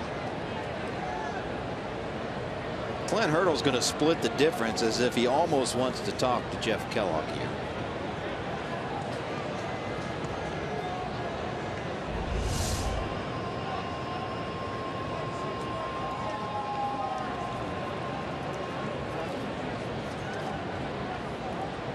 What in that old fifth metacarpal.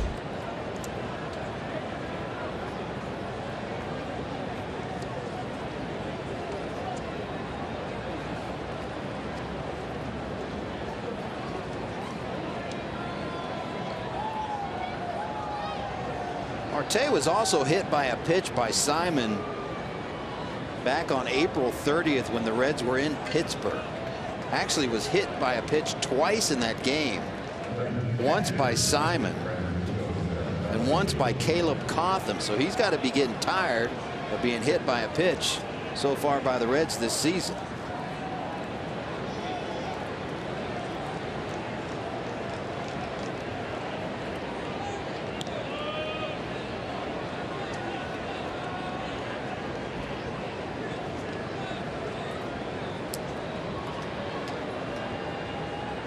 So 1 out, Marte at first and Francisco Cervelli at the plate. First pitch swinging right at Zach Cozart and a leaping catch.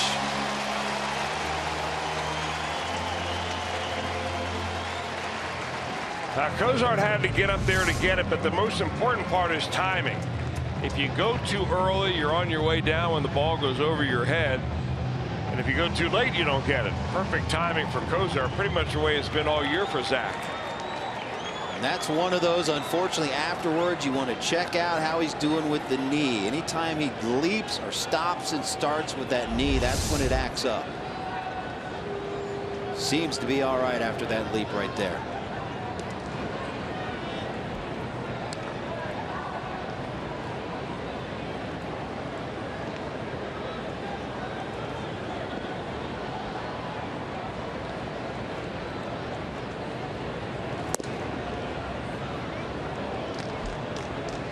Want to know the count to Jung Ho Gung.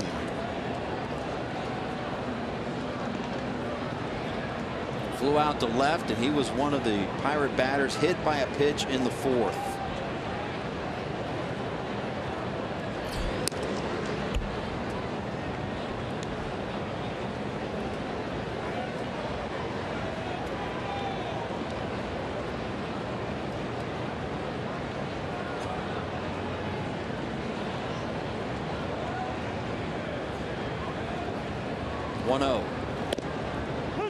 Curveball.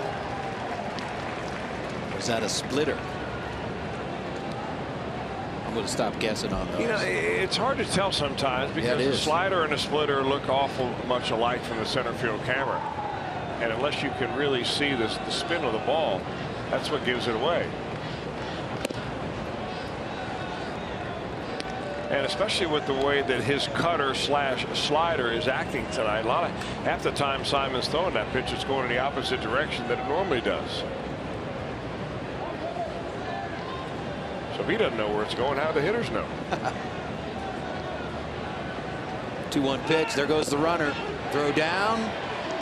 Not in time. Off the bag. Slid over the base. Phillips thinks he overslid the base. Alan Porter says no. I think Phil's trying to pull a fast one.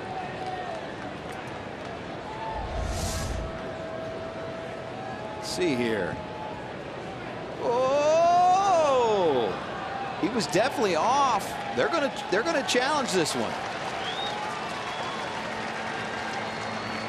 Was the glove on when his fingertips barely got off the base is the question. I think it was, but the question is, you know, will they say that Phillips may have pushed his fingers off the bag with the glove? You can't do that. See how he's pushing his hand right there? Oh, yeah, he is. You could make an argument that Phillips had something to do with him being not in contact with the bag. I don't think there's any question. Ooh. We'll see. Marte is making an argument right now to whoever will listen, including the umpires that are on the headphones, but they're actually not making the decision. Remember, the people back in New York who are taking a look at it are the decision makers in this. So is that a part of the interpretation? Can they interpret that on replay? Or does that have to be called on the field? Oh, I imagine if you're trying to get the call right, you're going to take all that into consideration. I don't think there's any question that his glove is on him when he's off the bag. Did he force him off? Marte is still pleading his case.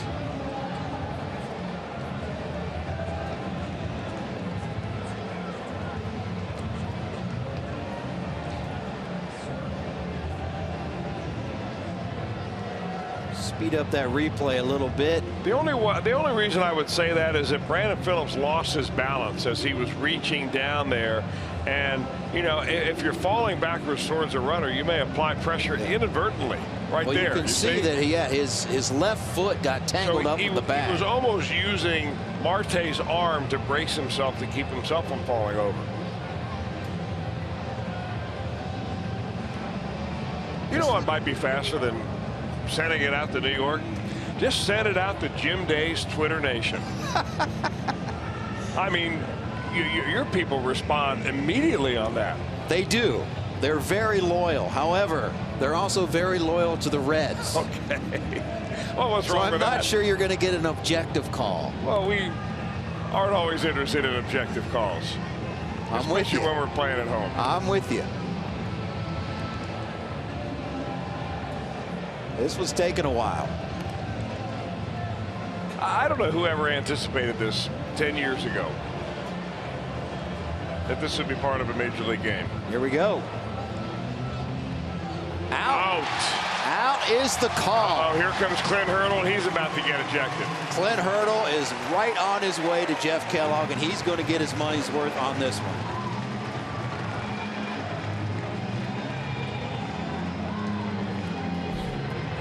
He might have to spit out that big wad of gum on this one. I'll tell you, Jeff Kellogg is showing him a lot of patience, because the rules are that you are not allowed to come out and argue the call after it's been rendered by New York.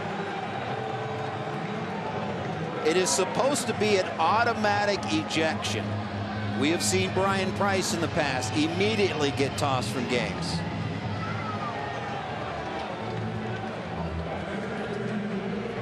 Showing a tremendous amount of leniency right here. In fact, he's letting him go here. Well, for one reason, maybe it's because it's in between innings, because the third out of the inning has been now made.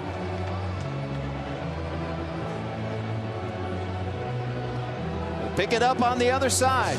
Reds hold on to a 4-2 lead.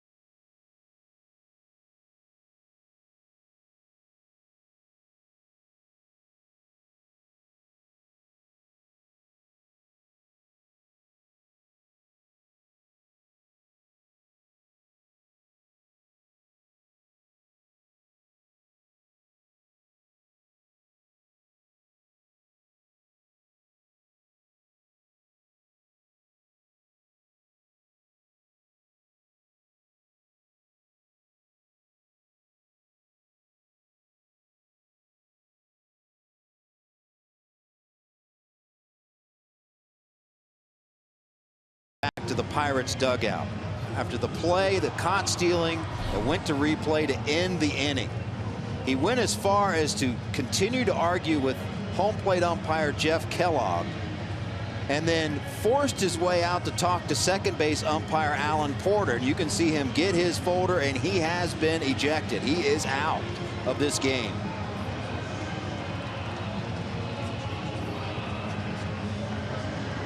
So a caught stealing to end the 6th inning. The top of the 6th inning, Starling Marte was stealing. Brandon Phillips applied the tag.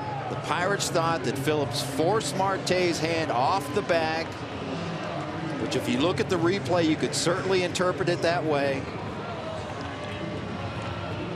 And here it is again.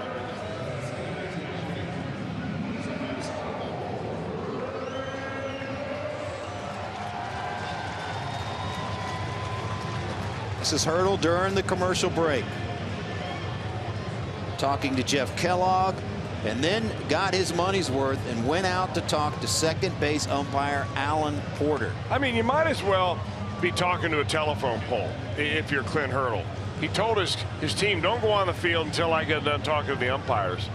But the umpires on the field have no say at this point. You have gone back to New York. They render the decision.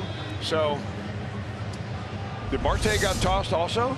I'm thinking that Marte got tossed because Sean Rodriguez is now in left field and Josh Harrison is at second base batting 4th. So Marte apparently has also been tossed from this game. What a costly play for the Pirates. Not only losing a runner in scoring position, losing their manager for the rest of the game, and Starling Marte, their cleanup hitter, apparently tossed as well. Well, we said it was going to get interesting, and it continues to be interesting. And here's the man that was part of the drama. Brandon Phillips will lead it off in the bottom of the 6th for Cincinnati. Juan Nicasio still on the hill and has been pretty efficient. 61 pitches so far. Sky ball into left field, and Rodriguez has it for 1 out.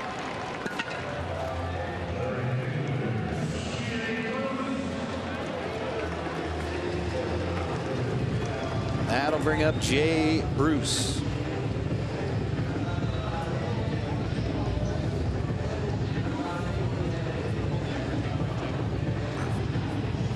And indeed, just making the official announcement that Marte was indeed tossed from this game as well.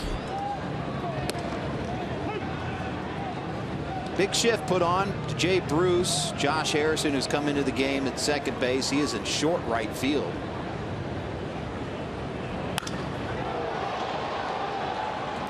Fly ball left center field. McCutcheon, 2 down.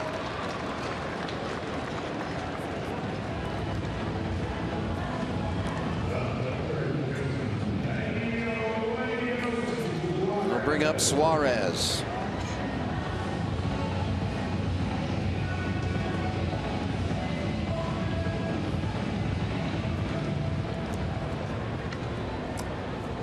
So those tippers, or at least frustration, pretty high right now in that Pirates dugout. Still a long way to go in this one.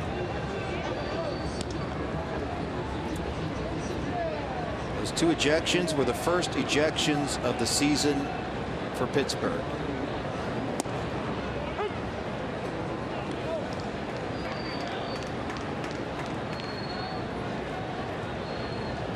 One ball, 1 strike. Swing and a miss.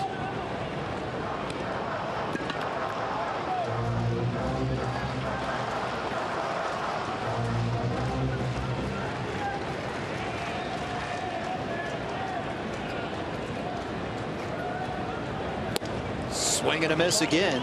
And a 1-2-3 inning for Nicasio. Strikeout number 5 of the game.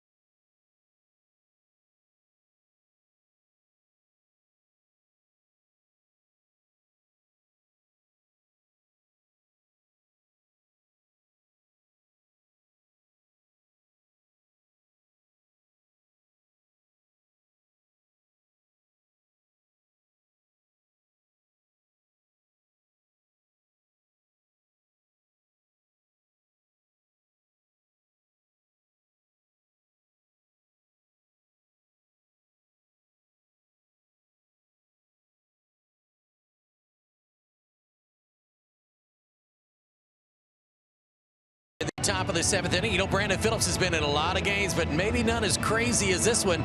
Tonight's Steel Power Tool Performer, Reds all-time games played. Of course, Pete Rose leads that list, 2,722 games. But with tonight's start, Brandon Phillips passes the great Frank Robinson, number 7. And check out those names: Rose, Concepcion, Larkin, Bench, Perez, Vada Benson, and now Brandon Phillips with 1,503 games played. Our Steel Power Tool Performer, Brandon Phillips. Guys, that's a who's who list right there. Man, Vada Benson on that list. You know, in my mind, one of the most underrated Reds of all time. What an outfield they had in the late 50s.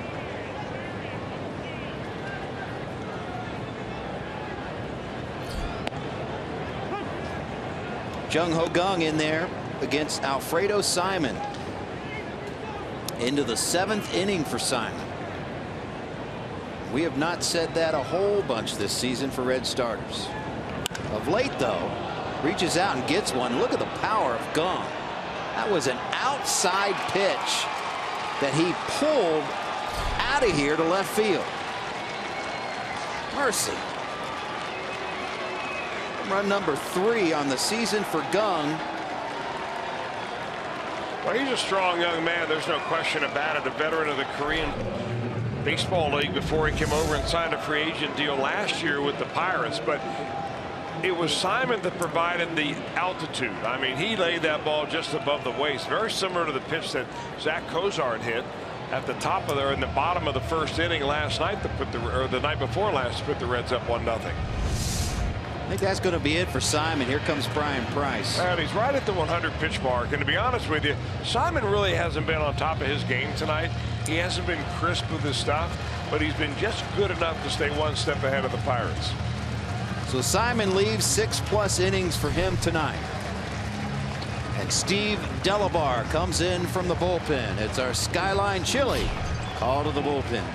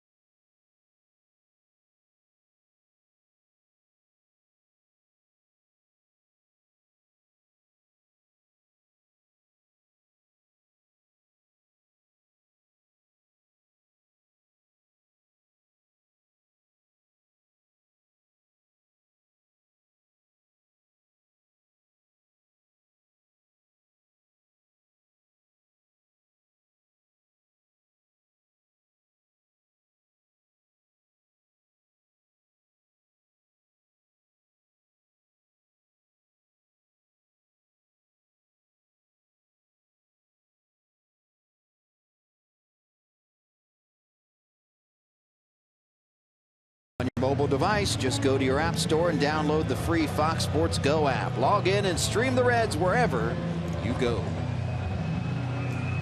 Alfredo Simon's night is done. 6+ innings, 3 hits. Interesting enough, all 3 hits, home runs. Solo variety, 3 earned runs, a couple of walks, 3 strikeouts. Here's Steve Delabar.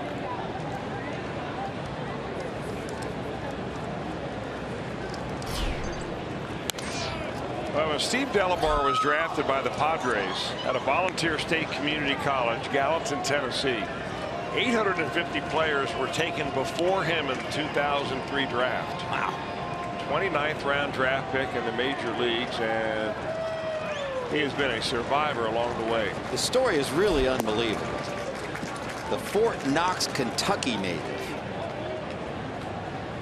And that story you touched upon last time he pitched a little bit, where he went on that strengthening program where he was out of baseball basically as far as professional baseball goes as a player, and noticed that his arm was getting stronger.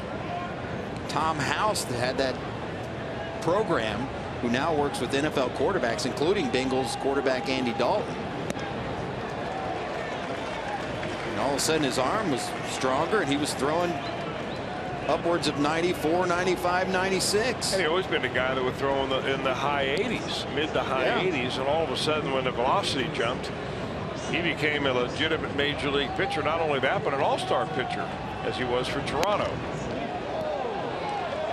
And this coming after 2009, he fractured his elbow, and doctors needed 9 screws and a metal plate to repair the damage.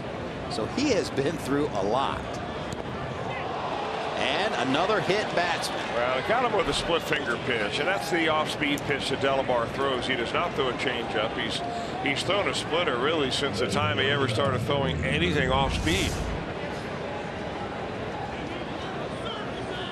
Rodriguez covering up and gets it on the back of the arm.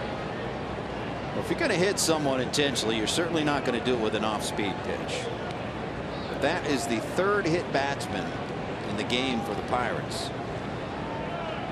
And almost a 4th for Francisco Cervelli. Took one high and tight. There's Jordy Mercer. Well, we mentioned about these two teams, about how many players have been hit over the last few years. This year alone, the Pirates have been hit more than any other team, and the Reds pitchers have hit more hitters than any other team. So that trend is pretty much playing out tonight.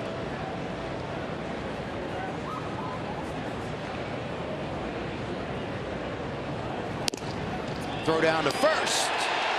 Just back is Rodriguez. Tucker Barnhart, one of the better catchers in the league for what they refer to as a back pick. Woo! Oh man, they might look at this one. Oh, Brian Price got to the steps, came back down. Man, I'm telling you what, it looked like he lifted his finger up before it got there. Too late now. Now they have missed their opportunity once. Look at that.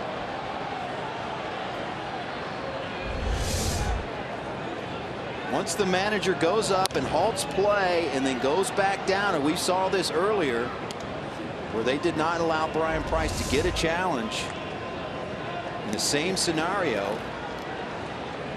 I tell you what, he looked Can't out. really tell from that angle, but actually it's when the pitcher gets back on the mound that they lose their opportunity.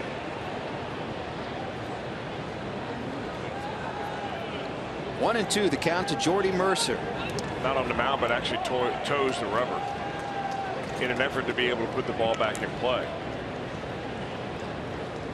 So of course that's one more thing that teams have to coach their players to do, especially pitchers. Don't be in a hurry to make that next delivery. Yeah. If we're taking a look at something that we may want to ask for a review.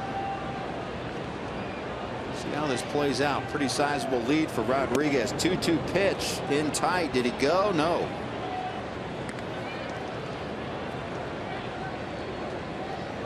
John Jaso has stepped into the on-deck circle for Pittsburgh. It appears Juan Nicasio's night will be done.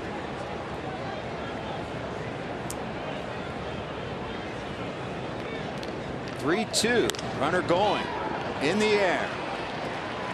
Phillips backing and calling, and he's got it. One down.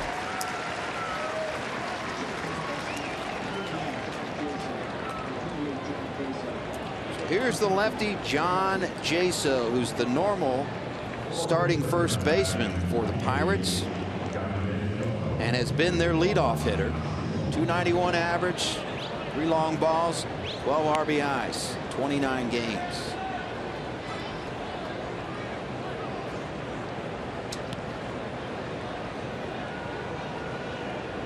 Righty versus lefty. Steve Delabar to hold on to a 1-run lead here for Cincinnati.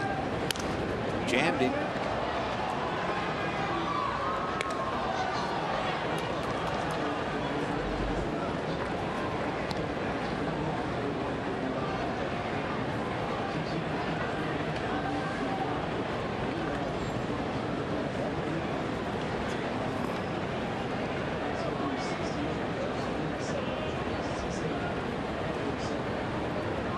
One pitch to Jaso. Outside. Jung Ho Kang led the inning off with a solo home run, his third. That was it for Alfredo Simon. In comes Steve Delabar. Sean Rodriguez hit by a pitch. He induced Jordy Mercer to a pop-up. Now going to work on John Jaso.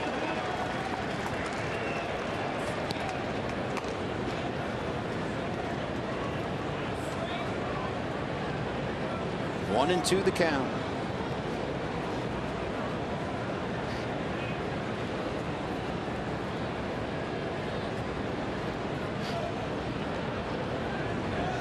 Swing and a miss. And a big out for Steve Delabar.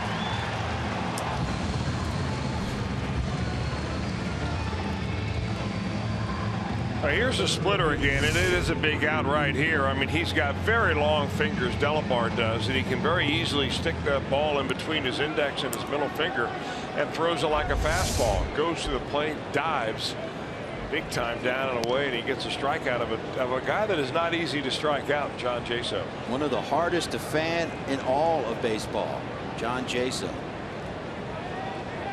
Now David Freese, who has one of the 3 solo home runs for the Pirates. Homered his last time up.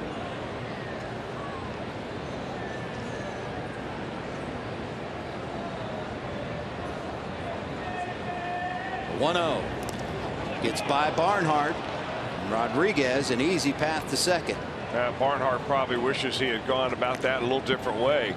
He went to backhand that ball. He may have been expecting something else. I don't know, but that ball just goes down in the dirt. Normally we see Tucker drop to his knees, block any airlight between the front of that baseball and the screen. That ball goes all the way to the screen.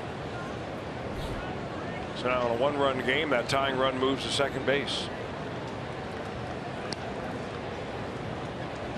So a tighter situation now for Delabar. Runner in scoring position, 2 outs. And a hitter's count. 2-1.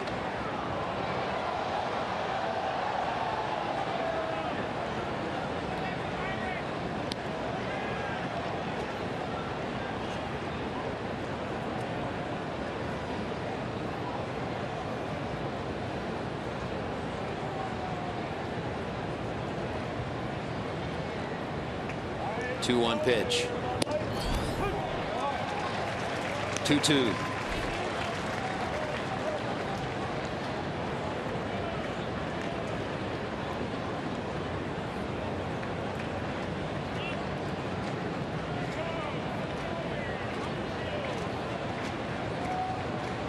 Sean Rodriguez taking his lead from second. No one really holding him on.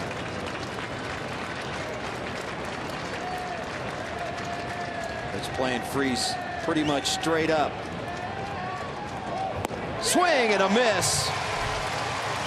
And Fort Knox, Kentucky's own Steve Delabar strands a man at second. Reds hold on to the lead.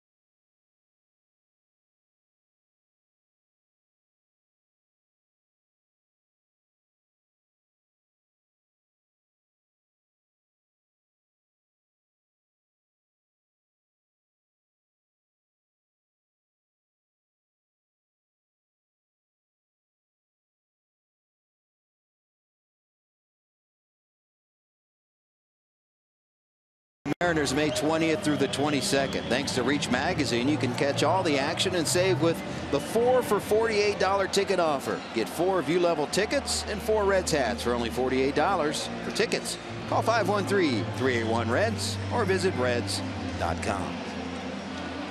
Nick Lachey, pride of Cincinnati, in the crowd with wife Vanessa. Living large down there in the Diamond Club. How about a little selfie action? Cheese, smile. I bet you that one's going on Twitter about right now. Nick Lachey loves his Reds. Spends a lot more time nowadays back in his home city. Jared Hughes has come on to relieve Juan Nicasio for the Pirates. Nicasio 6 innings, 4 hits, 4 earned runs, didn't walk a batter, struck out 5. Adam Duvall fouls it back out of play.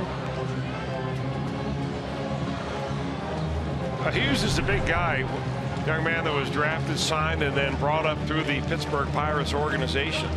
Now 30 years old. Not really pitched all that much. He's only been in 4 games. 1-2 pitch inside. He allowed a run on 2 hits and an inning of work on Saturday. And overall has been scored upon in 3 of his last 4 appearances this season. And as many woes as the Reds have had out of their bullpen. Oh, hit by a pitch.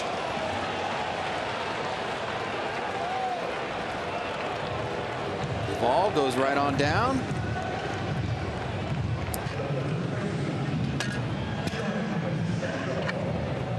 Second Red that's been hit.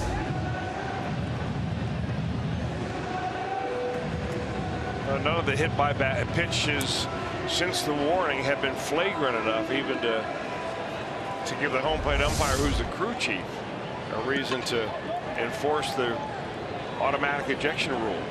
5th hit batter overall in this game. Here's Pacheco.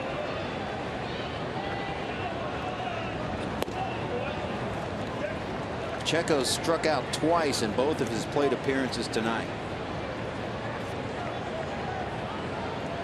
Hughes didn't pitch until really May 1st. He was on the disabled list, hurt himself in spring training with a strained lat. At the beginning of the year, they expected him to be a big part of this Pirate bullpen. The 1-0. Dribbler goes foul.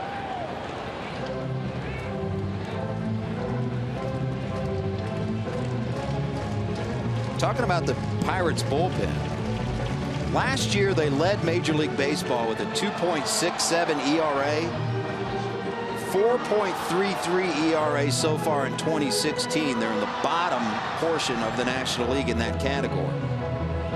And Pittsburgh and Cincinnati, their relievers, have worked the 2nd and 3rd most innings in the majors.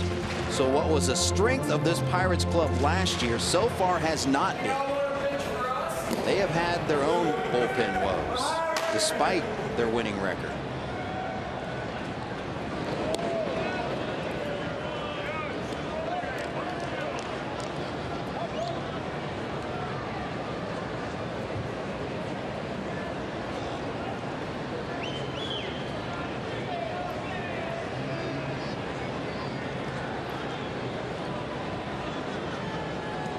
Reds could use some insurance here. There goes the runner. Pitch out.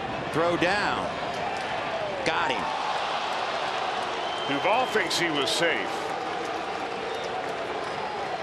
It took a while to develop, really. It did look like Hughes got rid of the ball very efficiently on that pitch out. Cervelli jumps out, throws the ball high, and I guess they do get the tag on him.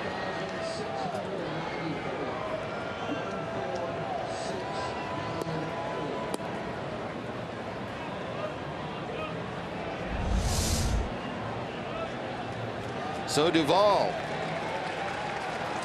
caught stealing at second, and the Reds are going to look at this.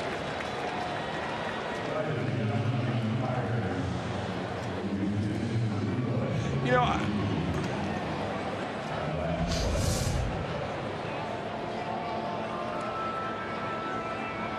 now the question is, at what time did he actually make contact with his glove against the body of Adam Duvall?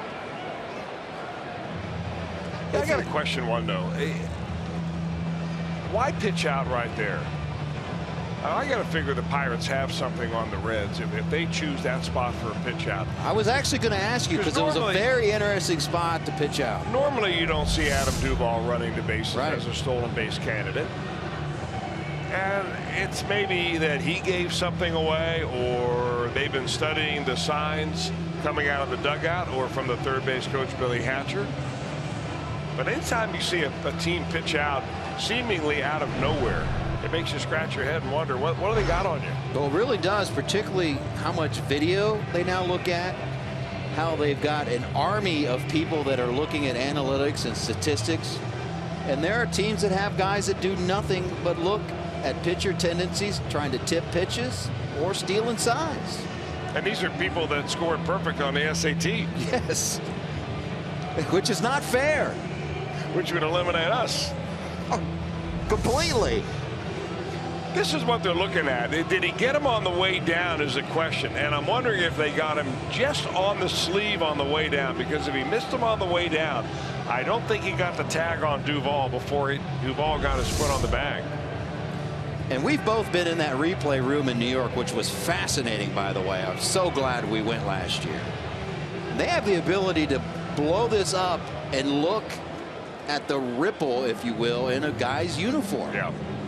They take it down to that degree to see if that glove moves the uniform at all, or a hit by pitch, if the pitch grazed the uniform.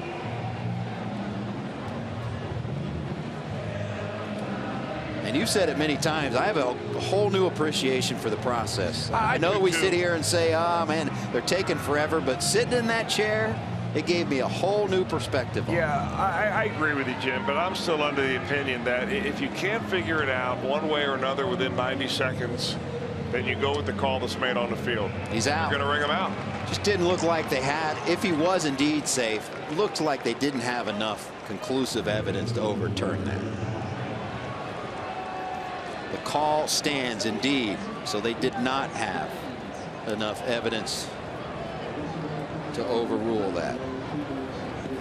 2 minutes and 40 seconds, the estimated time on that replay. I think Twitter Nation could have returned that much quicker, and probably with a different verdict.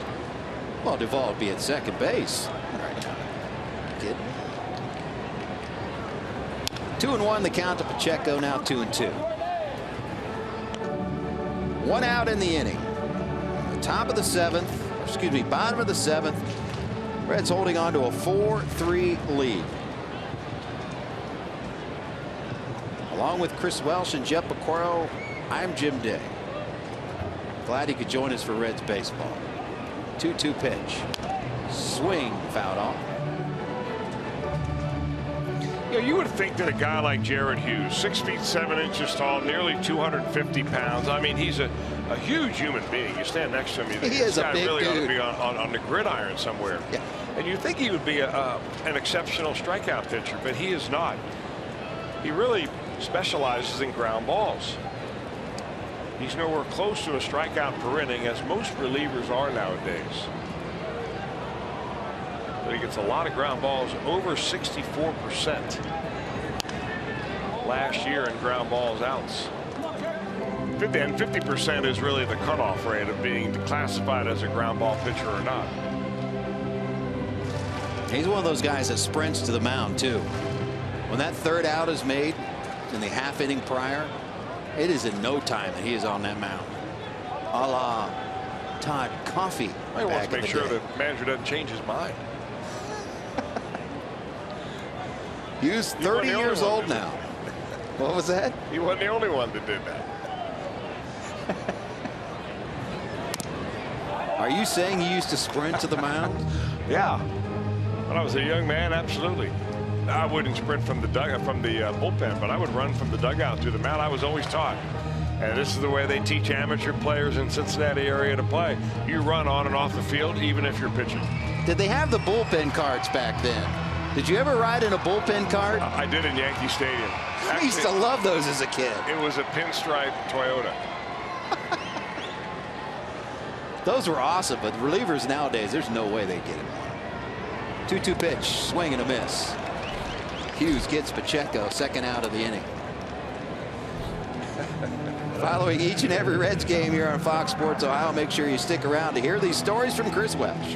Reds Live, the postgame, is brought to you by Performance Kings Honda for a complete recap and interviews from the locker room.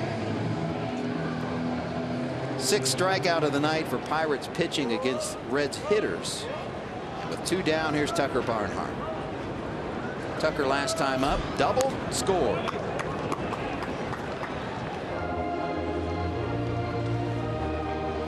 And stepping into the on-deck circle, one Joey Votto.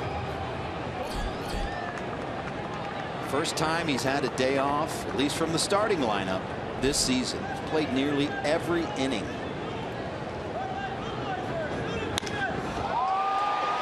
Left center field, hit pretty well. McCutchen going back. Can't get it. Barnhart's thinking about 3. Here he comes. Triple. Tucker Barnhart follows a double with a triple, and Votto will come to the plate. Well, Barnhart is having himself one fine series, or one fine homestand, really.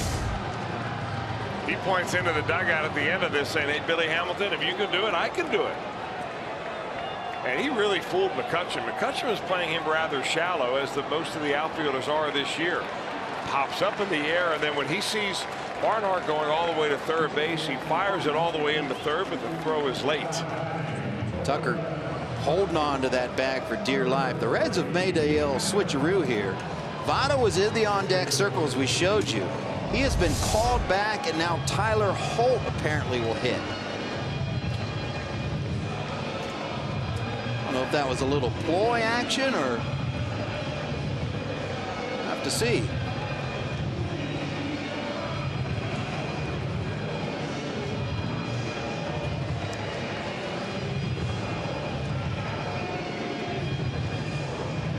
Well, you know, you might be thinking at home, well, why wouldn't you do that? Why wouldn't you want Joey Votto up here with 2 outs and a runner at third base? You need an extra run for an insurance run.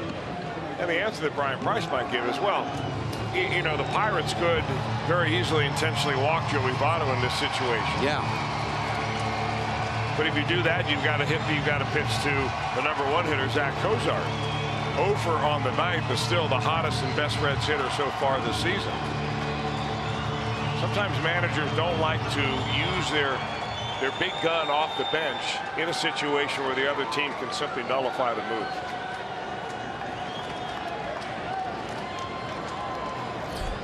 So a little chess match going on here. Holt has faced Hughes once, 0 for 1. Just pitch in there for a strike.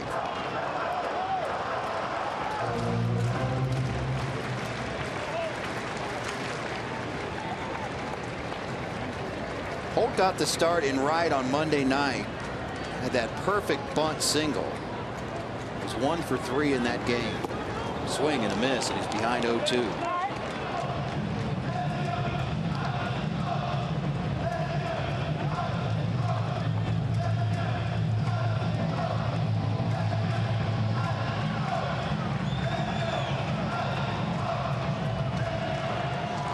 Insurance run at third. 4-3 Reds, bottom of the 7th. Tyler Holt in an 0-2 hole. Hughes bringing it. Swing and a miss. And Hughes gets out of it. Reds strand a runner. Still lead by 1.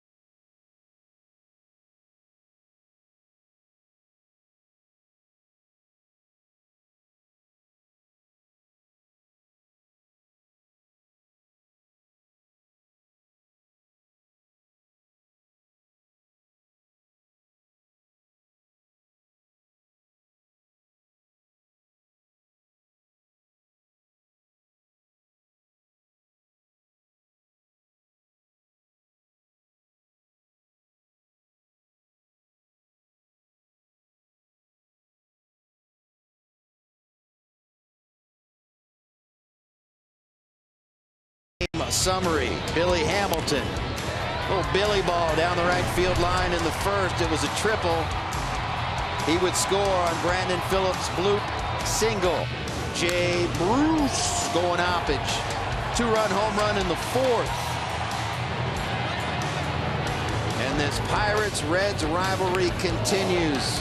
5 hit batters in this game, nearly a 6th. 2 ejections, including Pirates manager Clint Hurdle and Starling Marte. There's the play in which Marte was thrown out after that play. Brandon Phillips, at least in the Pirates' eyes, pushed Marte off the bag. Marte was called out after replay, argued, was tossed, and that's where we stand. 4-3 game. Yeah, I was rather impressed during the whole confrontation between Clint Hurdle and the home plate umpire Jeff Kellogg. Kellogg really kept his cool. He did. I mean, that guy could be a hostage negotiator. I mean, he just tried to diffuse Clint Hurdle, who probably thought he had a real reason for arguing that and didn't get excited. And when it was all over, Clint hit the showers and Kellogg goes behind the plate. On the mound, Tony Cingrani. Well, Cingrani has a tough task because he's facing the middle of the order. Or at least when McCutchen's involved, I don't care where he hits, call it the middle. He's hitting second. But McCutchen, Polanco, but now Josh Harrison in the 4 spot,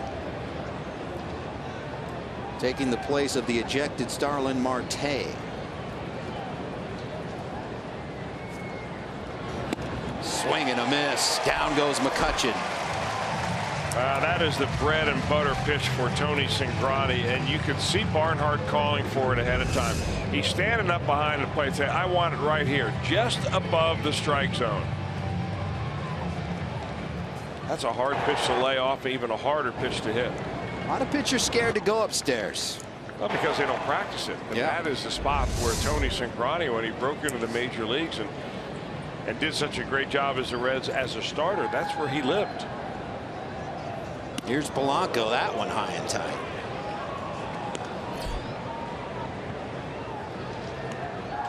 Breaking ball. Cingrani did a good job here Monday night. The closing situation. Gave up a leadoff double and 3 straight outs. There's a long one. Excuse me. Misread that one, lefty. That would be an easy fly ball to Jay Bruce. We'll take that kind of misread anytime. Josh Harrison steps in. The UC product, Cincinnati Princeton High School.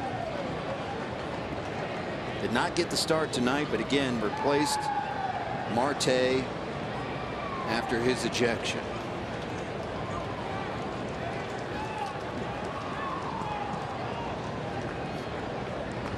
Harrison was 0 for 4 here Monday night.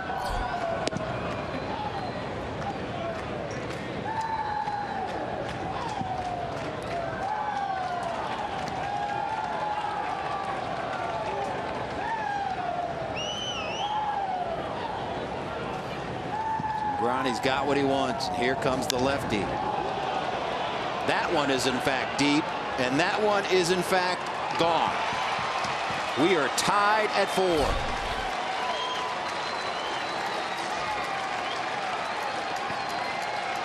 So the Reds bullpen, after not giving up a run on Monday night, gives up the lead here in the 8th tonight. I'll tell you, there was something about, there's his personal cheering section, and he deserves it too, but there is something about Josh Harrison doing heroics against his hometown team. When he comes back wearing a Pirates uniform, one way or another, this guy is always in the middle of it.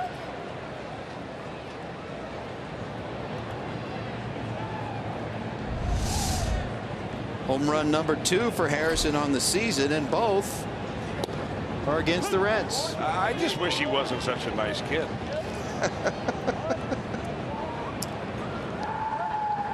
It'd make him a lot easier. And his family's terrific too. Absolutely.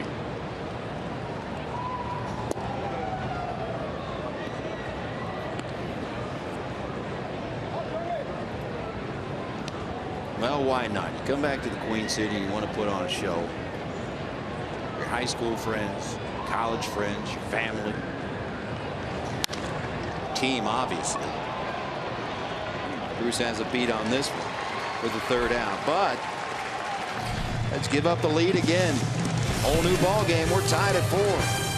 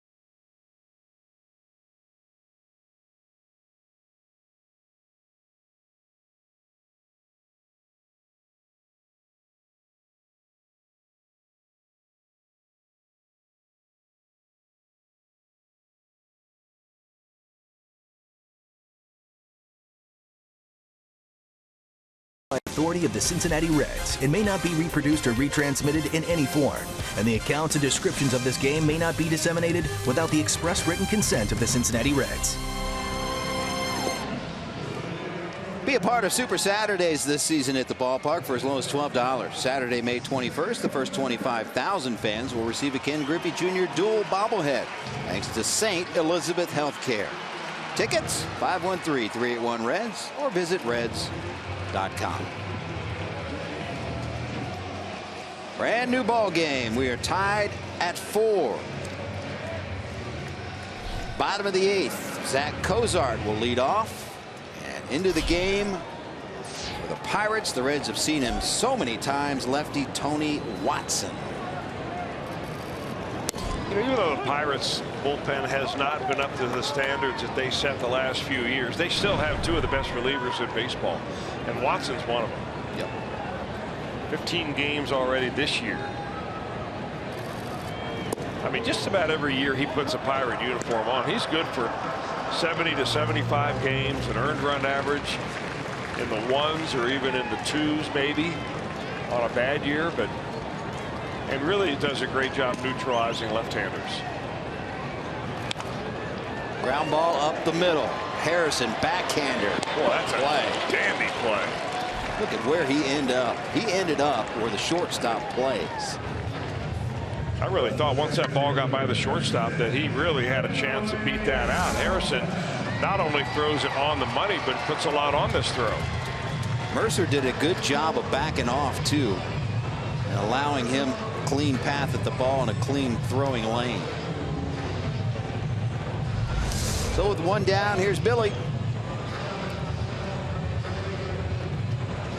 Watson is not allowed a run in 6 of his last 7 appearances.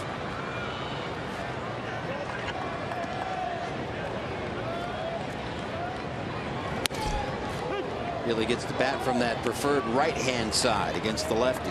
You know, the one thing about Watson this year, and it's a small sample size, but he's given up 3 home runs. That is as many as he gave up all last year. Big cut. Really thinking about going deep with that swing. Watson ahead 0-2.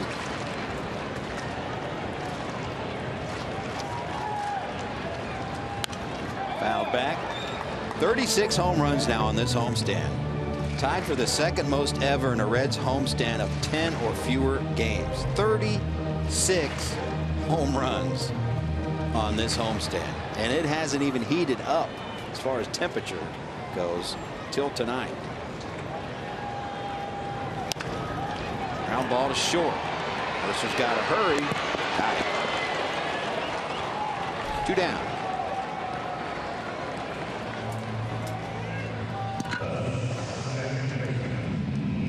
And here comes Phillips.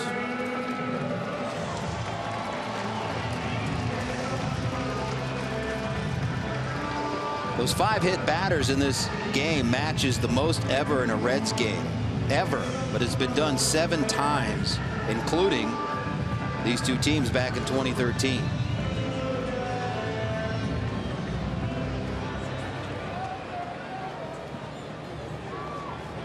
A 4-4 game. I'm not sure you're going to see any intentional ones from here on out.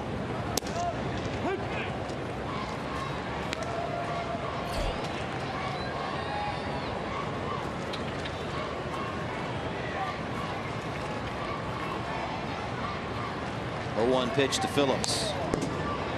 0-2.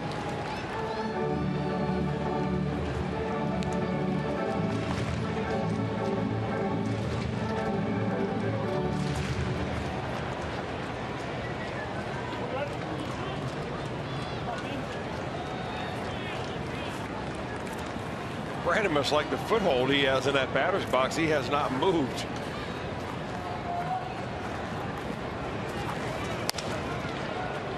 Stays alive.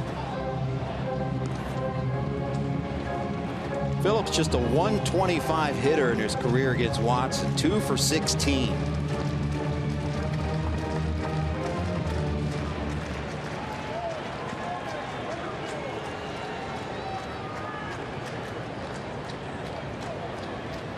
Oh, 0-2 pitch inside.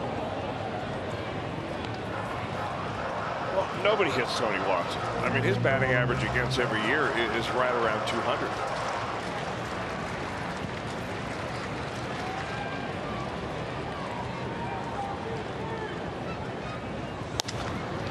Ground ball. Harrison has it in short right field. And a 1-2-3 frame for Watson. 4-4 game.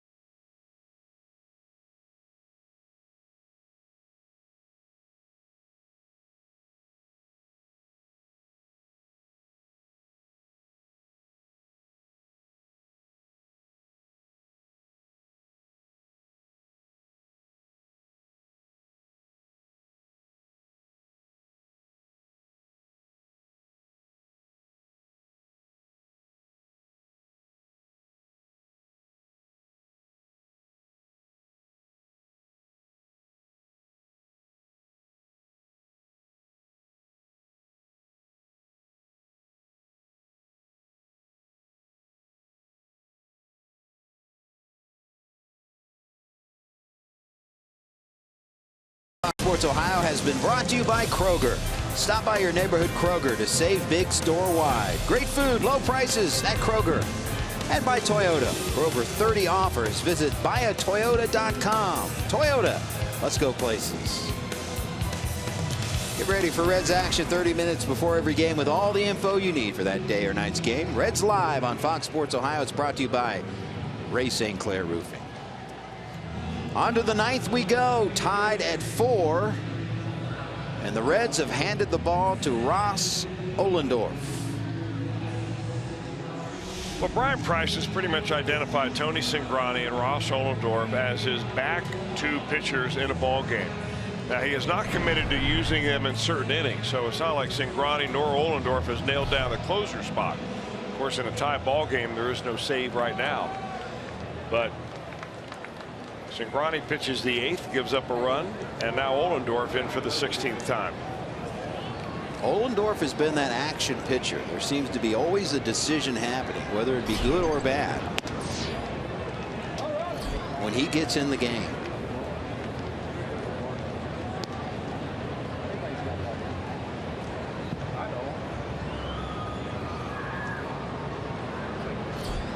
Facing Jung Ho Gung. Gung homered his last time up. Just manhandled an outside pitch to left field. His 3rd home run of the season. He's also been hit by a pitch and flew out. How about Max Scherzer tonight? 20, count them, 20 strikeouts. Against his old team, the Detroit Tigers, in a matchup against Zimmerman, who used to pitch for the Nationals. So there are a lot of subplots going on. Woo. But he decided we don't need any subplots. Cozart. Almost a spectacular play. Pacheco probably should have got, well, he should have gotten off the bag because that ball went into the camera well. And now the runner is in scoring position. You got to think ahead of time, you know, and Jordan Pacheco plays all around the infield. He can play some catcher, and he's not an everyday first baseman. But this play right here, you cannot allow that runner to get to second base in a tie ball game in the 9th inning. I mean, if he's at first base, there's a chance the Pirates would have to use an out to sacrifice him to second. Now they can use an out if they wanted to sacrifice him to third. And there's so many ways to score from third, you can't score from second. So an infield base hit and an E6 on the throw, allowing the runner to go to second. So with the go-ahead run at second, Sean Rodriguez digs in against Ollendorf. Squares around the bunt, lays it down. Boy, Ollendorf had a chance at third, didn't even look that way. The sacrifice bunt gets the runner to third with 1 out. Now, the good news is that you're at the bottom of the order here for the Pirates. Although the guy stepping to the plate right now, you may not believe this, but has the 3rd longest home run in the major leagues this year, behind Giancarlo Stanton and Hanley Ramirez. Number 3 is Jordy Mercer. Like 455, something like that? 466. Woohoo! See what Ollendorf's got.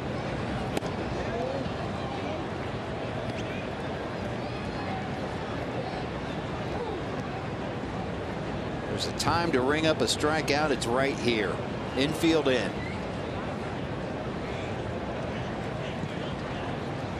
1-0 pitch. Blooper right side. This one's going to fall. Base hit Mercer. Go ahead run scores. 5-4 Pirates.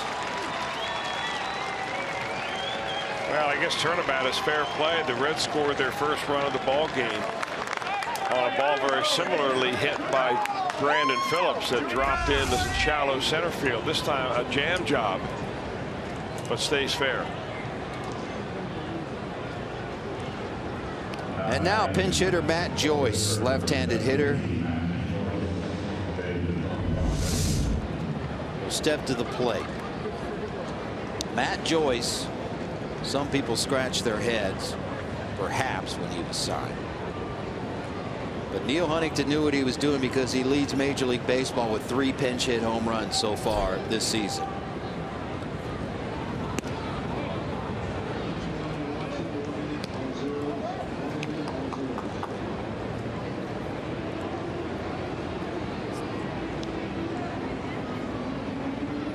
Five hits, tied for first. 3 home runs first, 8 runs driven in first.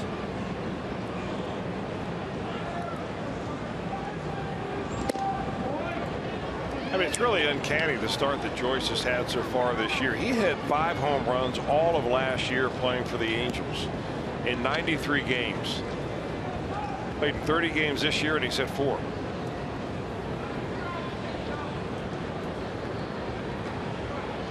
2-0 count.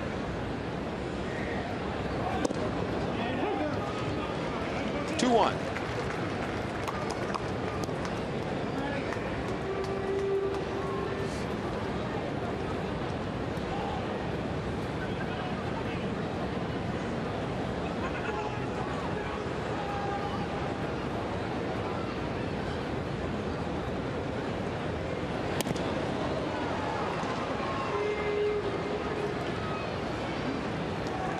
You're looking ahead to the Reds' half of the 9th inning. Due up are Bruce, Suarez, and Duvall. 4, 5, and 6. The Reds still have Joey Votto in their back pocket.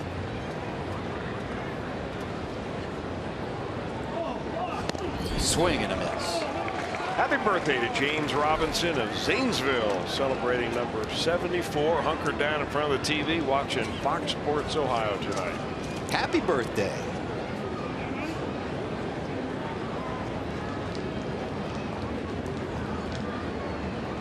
Two balls, two strikes to Matt Joyce. Do it again.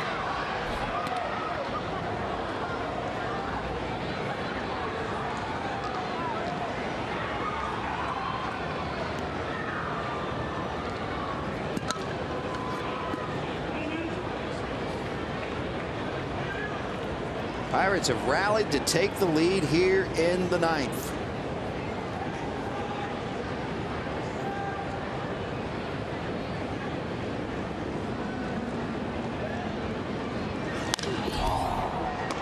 Fly ball left field.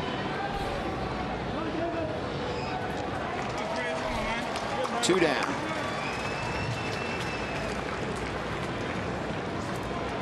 Back to the top of the order, David Freese. Pirates have hit 4 home runs tonight.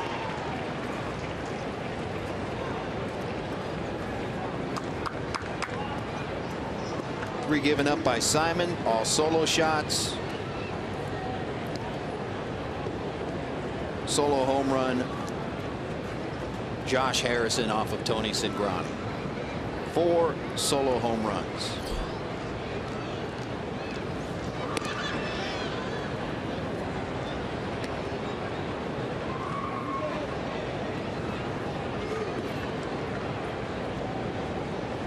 Boy, that air and that ball that went into the camera well come up so big in this inning.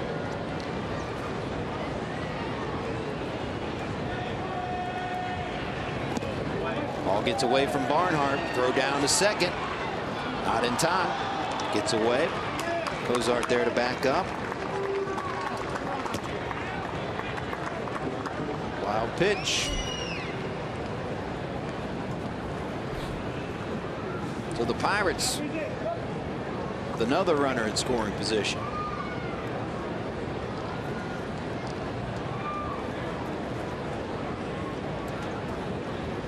Freese has one of those Pirates home runs. It came in the 5th.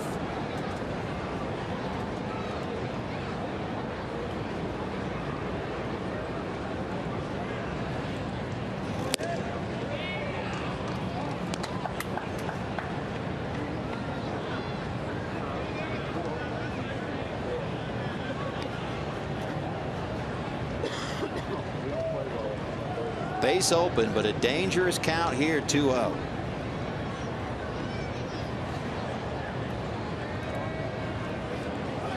And he hit him. And he's going to toss him for Ollendorf. Both benches have been warned prior. That is the 6th hit batsman in the game. Brian Price will come out for a discussion, but Ross Ollendorf has been tossed out of this game. And by rule, Brian Price will be gone too. You know, that's the first subsequent hit by pitch that we've seen tonight. What have we got? 7 of them in the ball game, 6 in the ball game tonight. That's the first one we've seen that was done with a fastball that really came in off the plate. And Brian Price has a point right here. Ollendorf's in a 1-run ball game. He doesn't have anything to prove to David Freese by pitching inside like this. But I think once the call has been made, the call has been made. Brian can argue until the sun comes up, and it's not going to make any difference at this point. Not even in that far inside. It certainly sounded loud. Ooh. That hurts.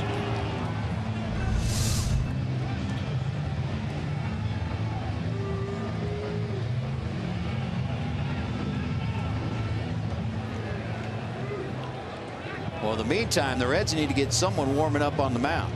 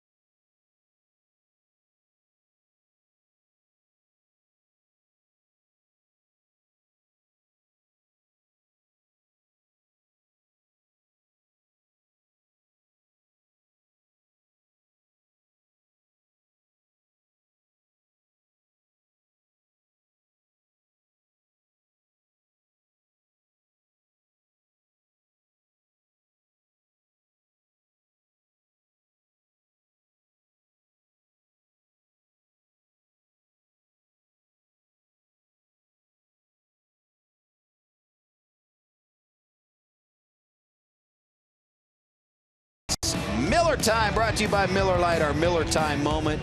Max Scherzer against his old team. Justin Upton, a swing and a miss. His 20th strikeout of the game. Look at him. Wow, 20 of them. I can't believe they fit 20 on the scoreboard. Our Miller time moment brought to you by Miller Lite.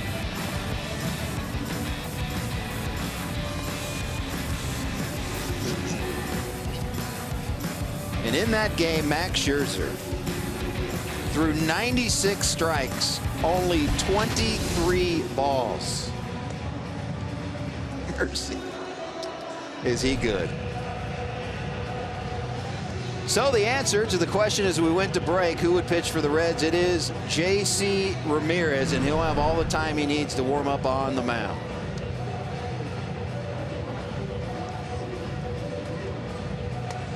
Ross Ohlendorf tossed from this game after hitting David Freese with the 6th hit batter of this game, and there was nearly 7.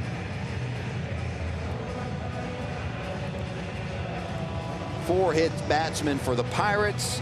2 Reds have been hit.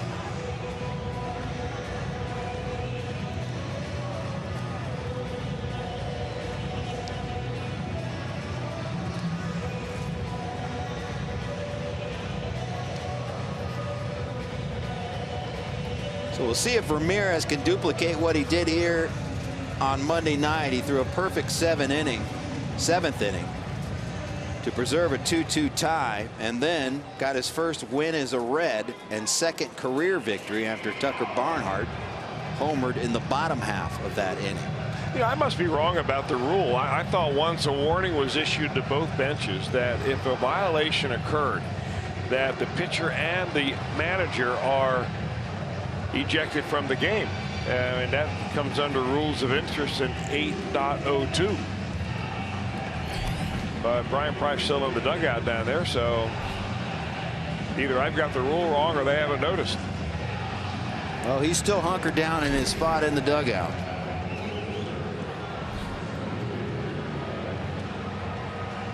McCutchen seems loose, talking to the fans in the front row. Well, you still want to keep this runner from at second base from scoring in this ball game. Right now, you got a one-run game, and looking ahead, you've got Bruce Suarez and Duvall due up, and of course, still Votto on the bench.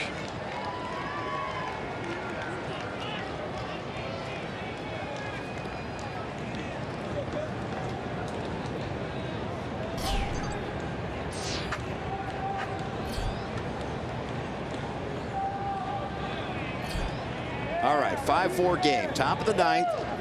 Runner on first and second, 2 outs. J.C. Ramirez now into the game for Cincinnati with the toughest out in the lineup in Andrew McCutchen. At least historically, the toughest out in the lineup.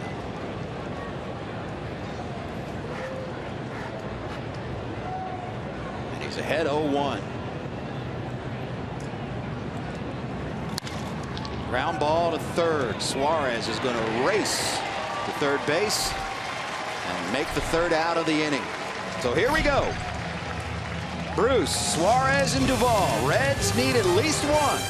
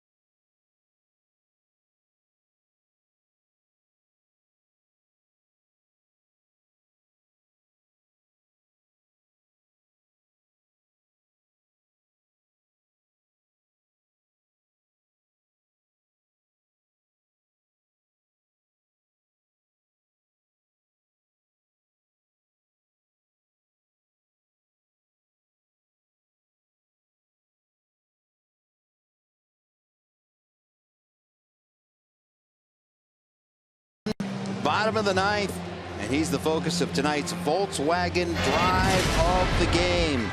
In the fifth, runner aboard. Opposite field, we don't see it much out of Jay. With this one gone. 2-run shot. Our Volkswagen drive of the game. Lefty, you were right.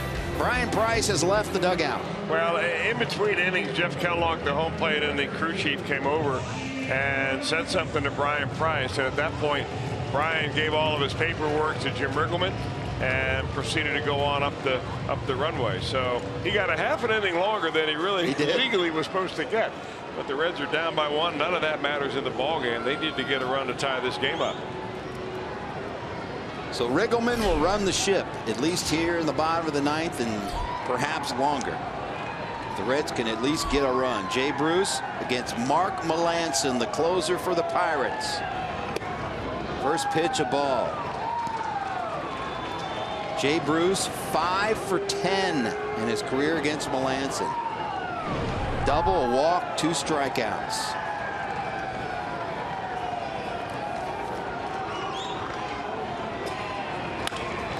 Into right and down for a base hit. Leadoff single, Jay Bruce, tying run aboard. The Pirates are playing a very deep defense right now.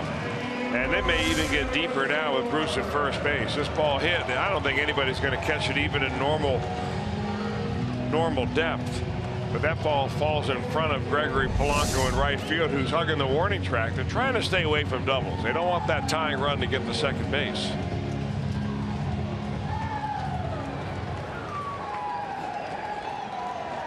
So the tying run aboard, and Eugenio Suarez in there. 1 for 3 in his career against Melanson.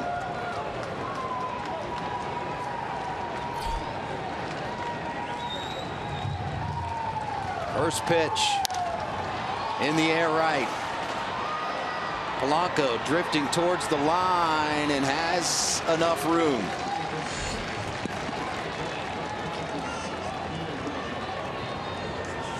Brian Price's 6th ejection as a manager.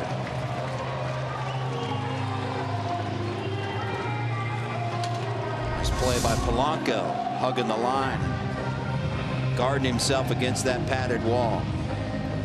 So with 1 down, here's Adam Duvall.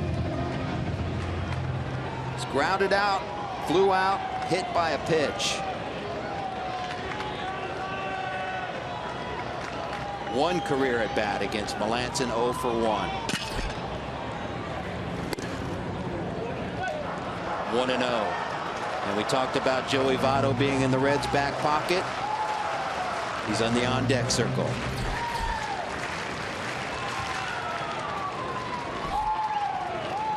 Unless there's a double play, he will hit for Jordan Pacheco. 1-0 pitch. Fly ball right. Polanco's got it again, 2 down. So the last hope will indeed be Joey Votto. The crowd just now recognizing the number 19 strolling to the plate.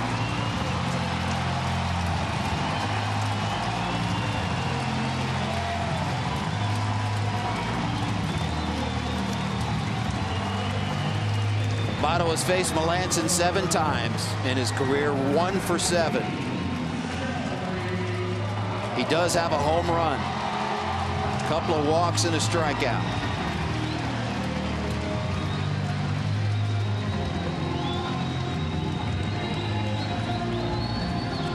So here we go. Reds' best hitter against the Pirates' closer. Tying run aboard.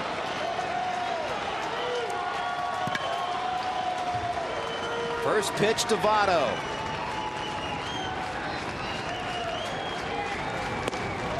Upstairs. What Mark Melanson likes to do to every hitter is pitch to the first base side of home plate, his glove side, with a cut fastball that just looks like a regular fastball. About halfway to the plate, it darts right inside to a lefty.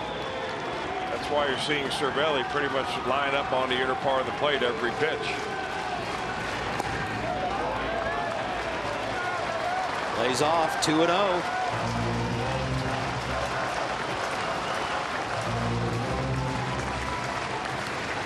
Tucker Barnhart on deck.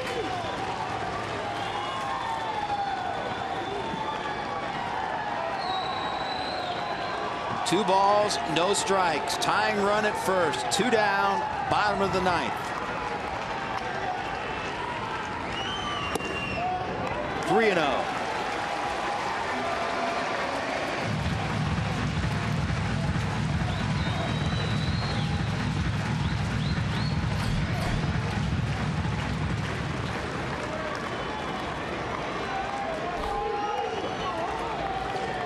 Votto digs in.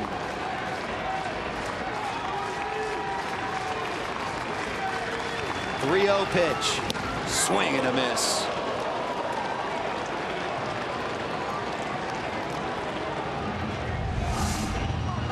Not getting cheated.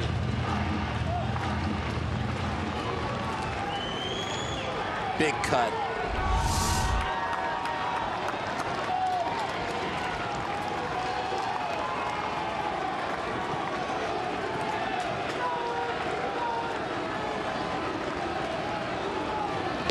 Swing and a miss. Strike 2.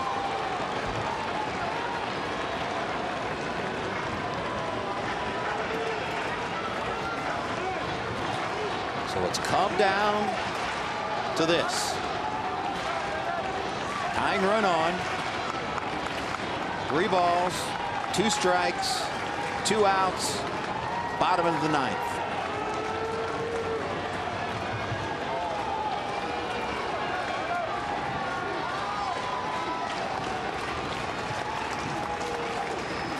Votto choking up. Fouled off.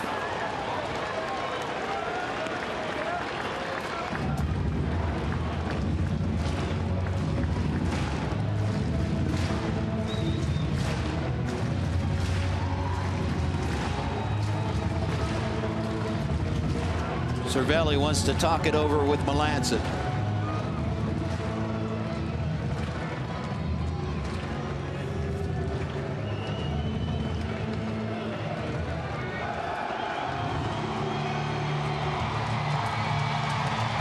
Anything in the gap's going to give Bruce a good chance to make it all the way from first. He'll be running on the pitch. 3 balls, 2 strikes, and 2 outs.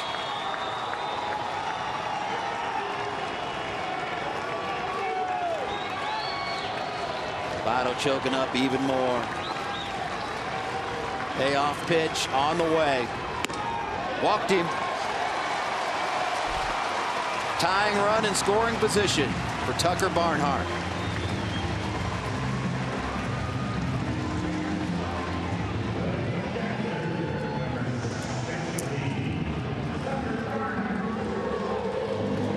Barnhart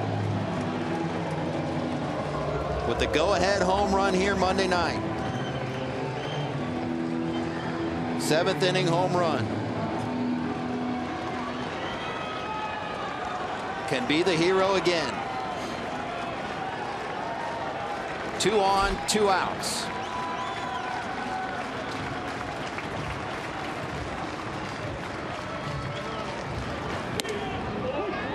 In there for a strike.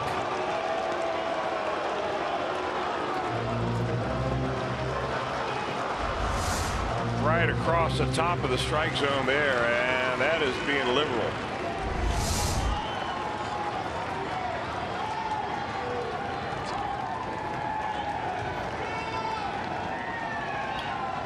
The 0-1 swing and a miss.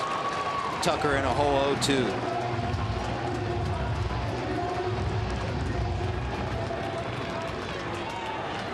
Well, you shorten up, you spread your feet a little bit, you shorten your approach, everything, and just try to put the ball in play and see if you can't drive that run in.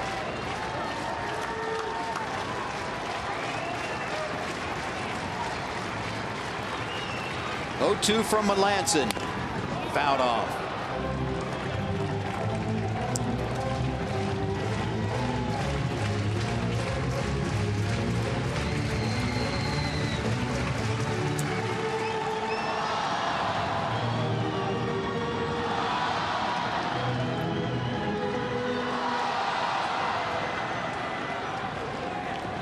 Jay Bruce, the tying run at second base. Votto at first. Reds catcher Tucker Barnhart behind 0-2 in the count. Closer Mark Melancon. Reds trying for a 2-game sweep with a big hit right here. Swing and a miss.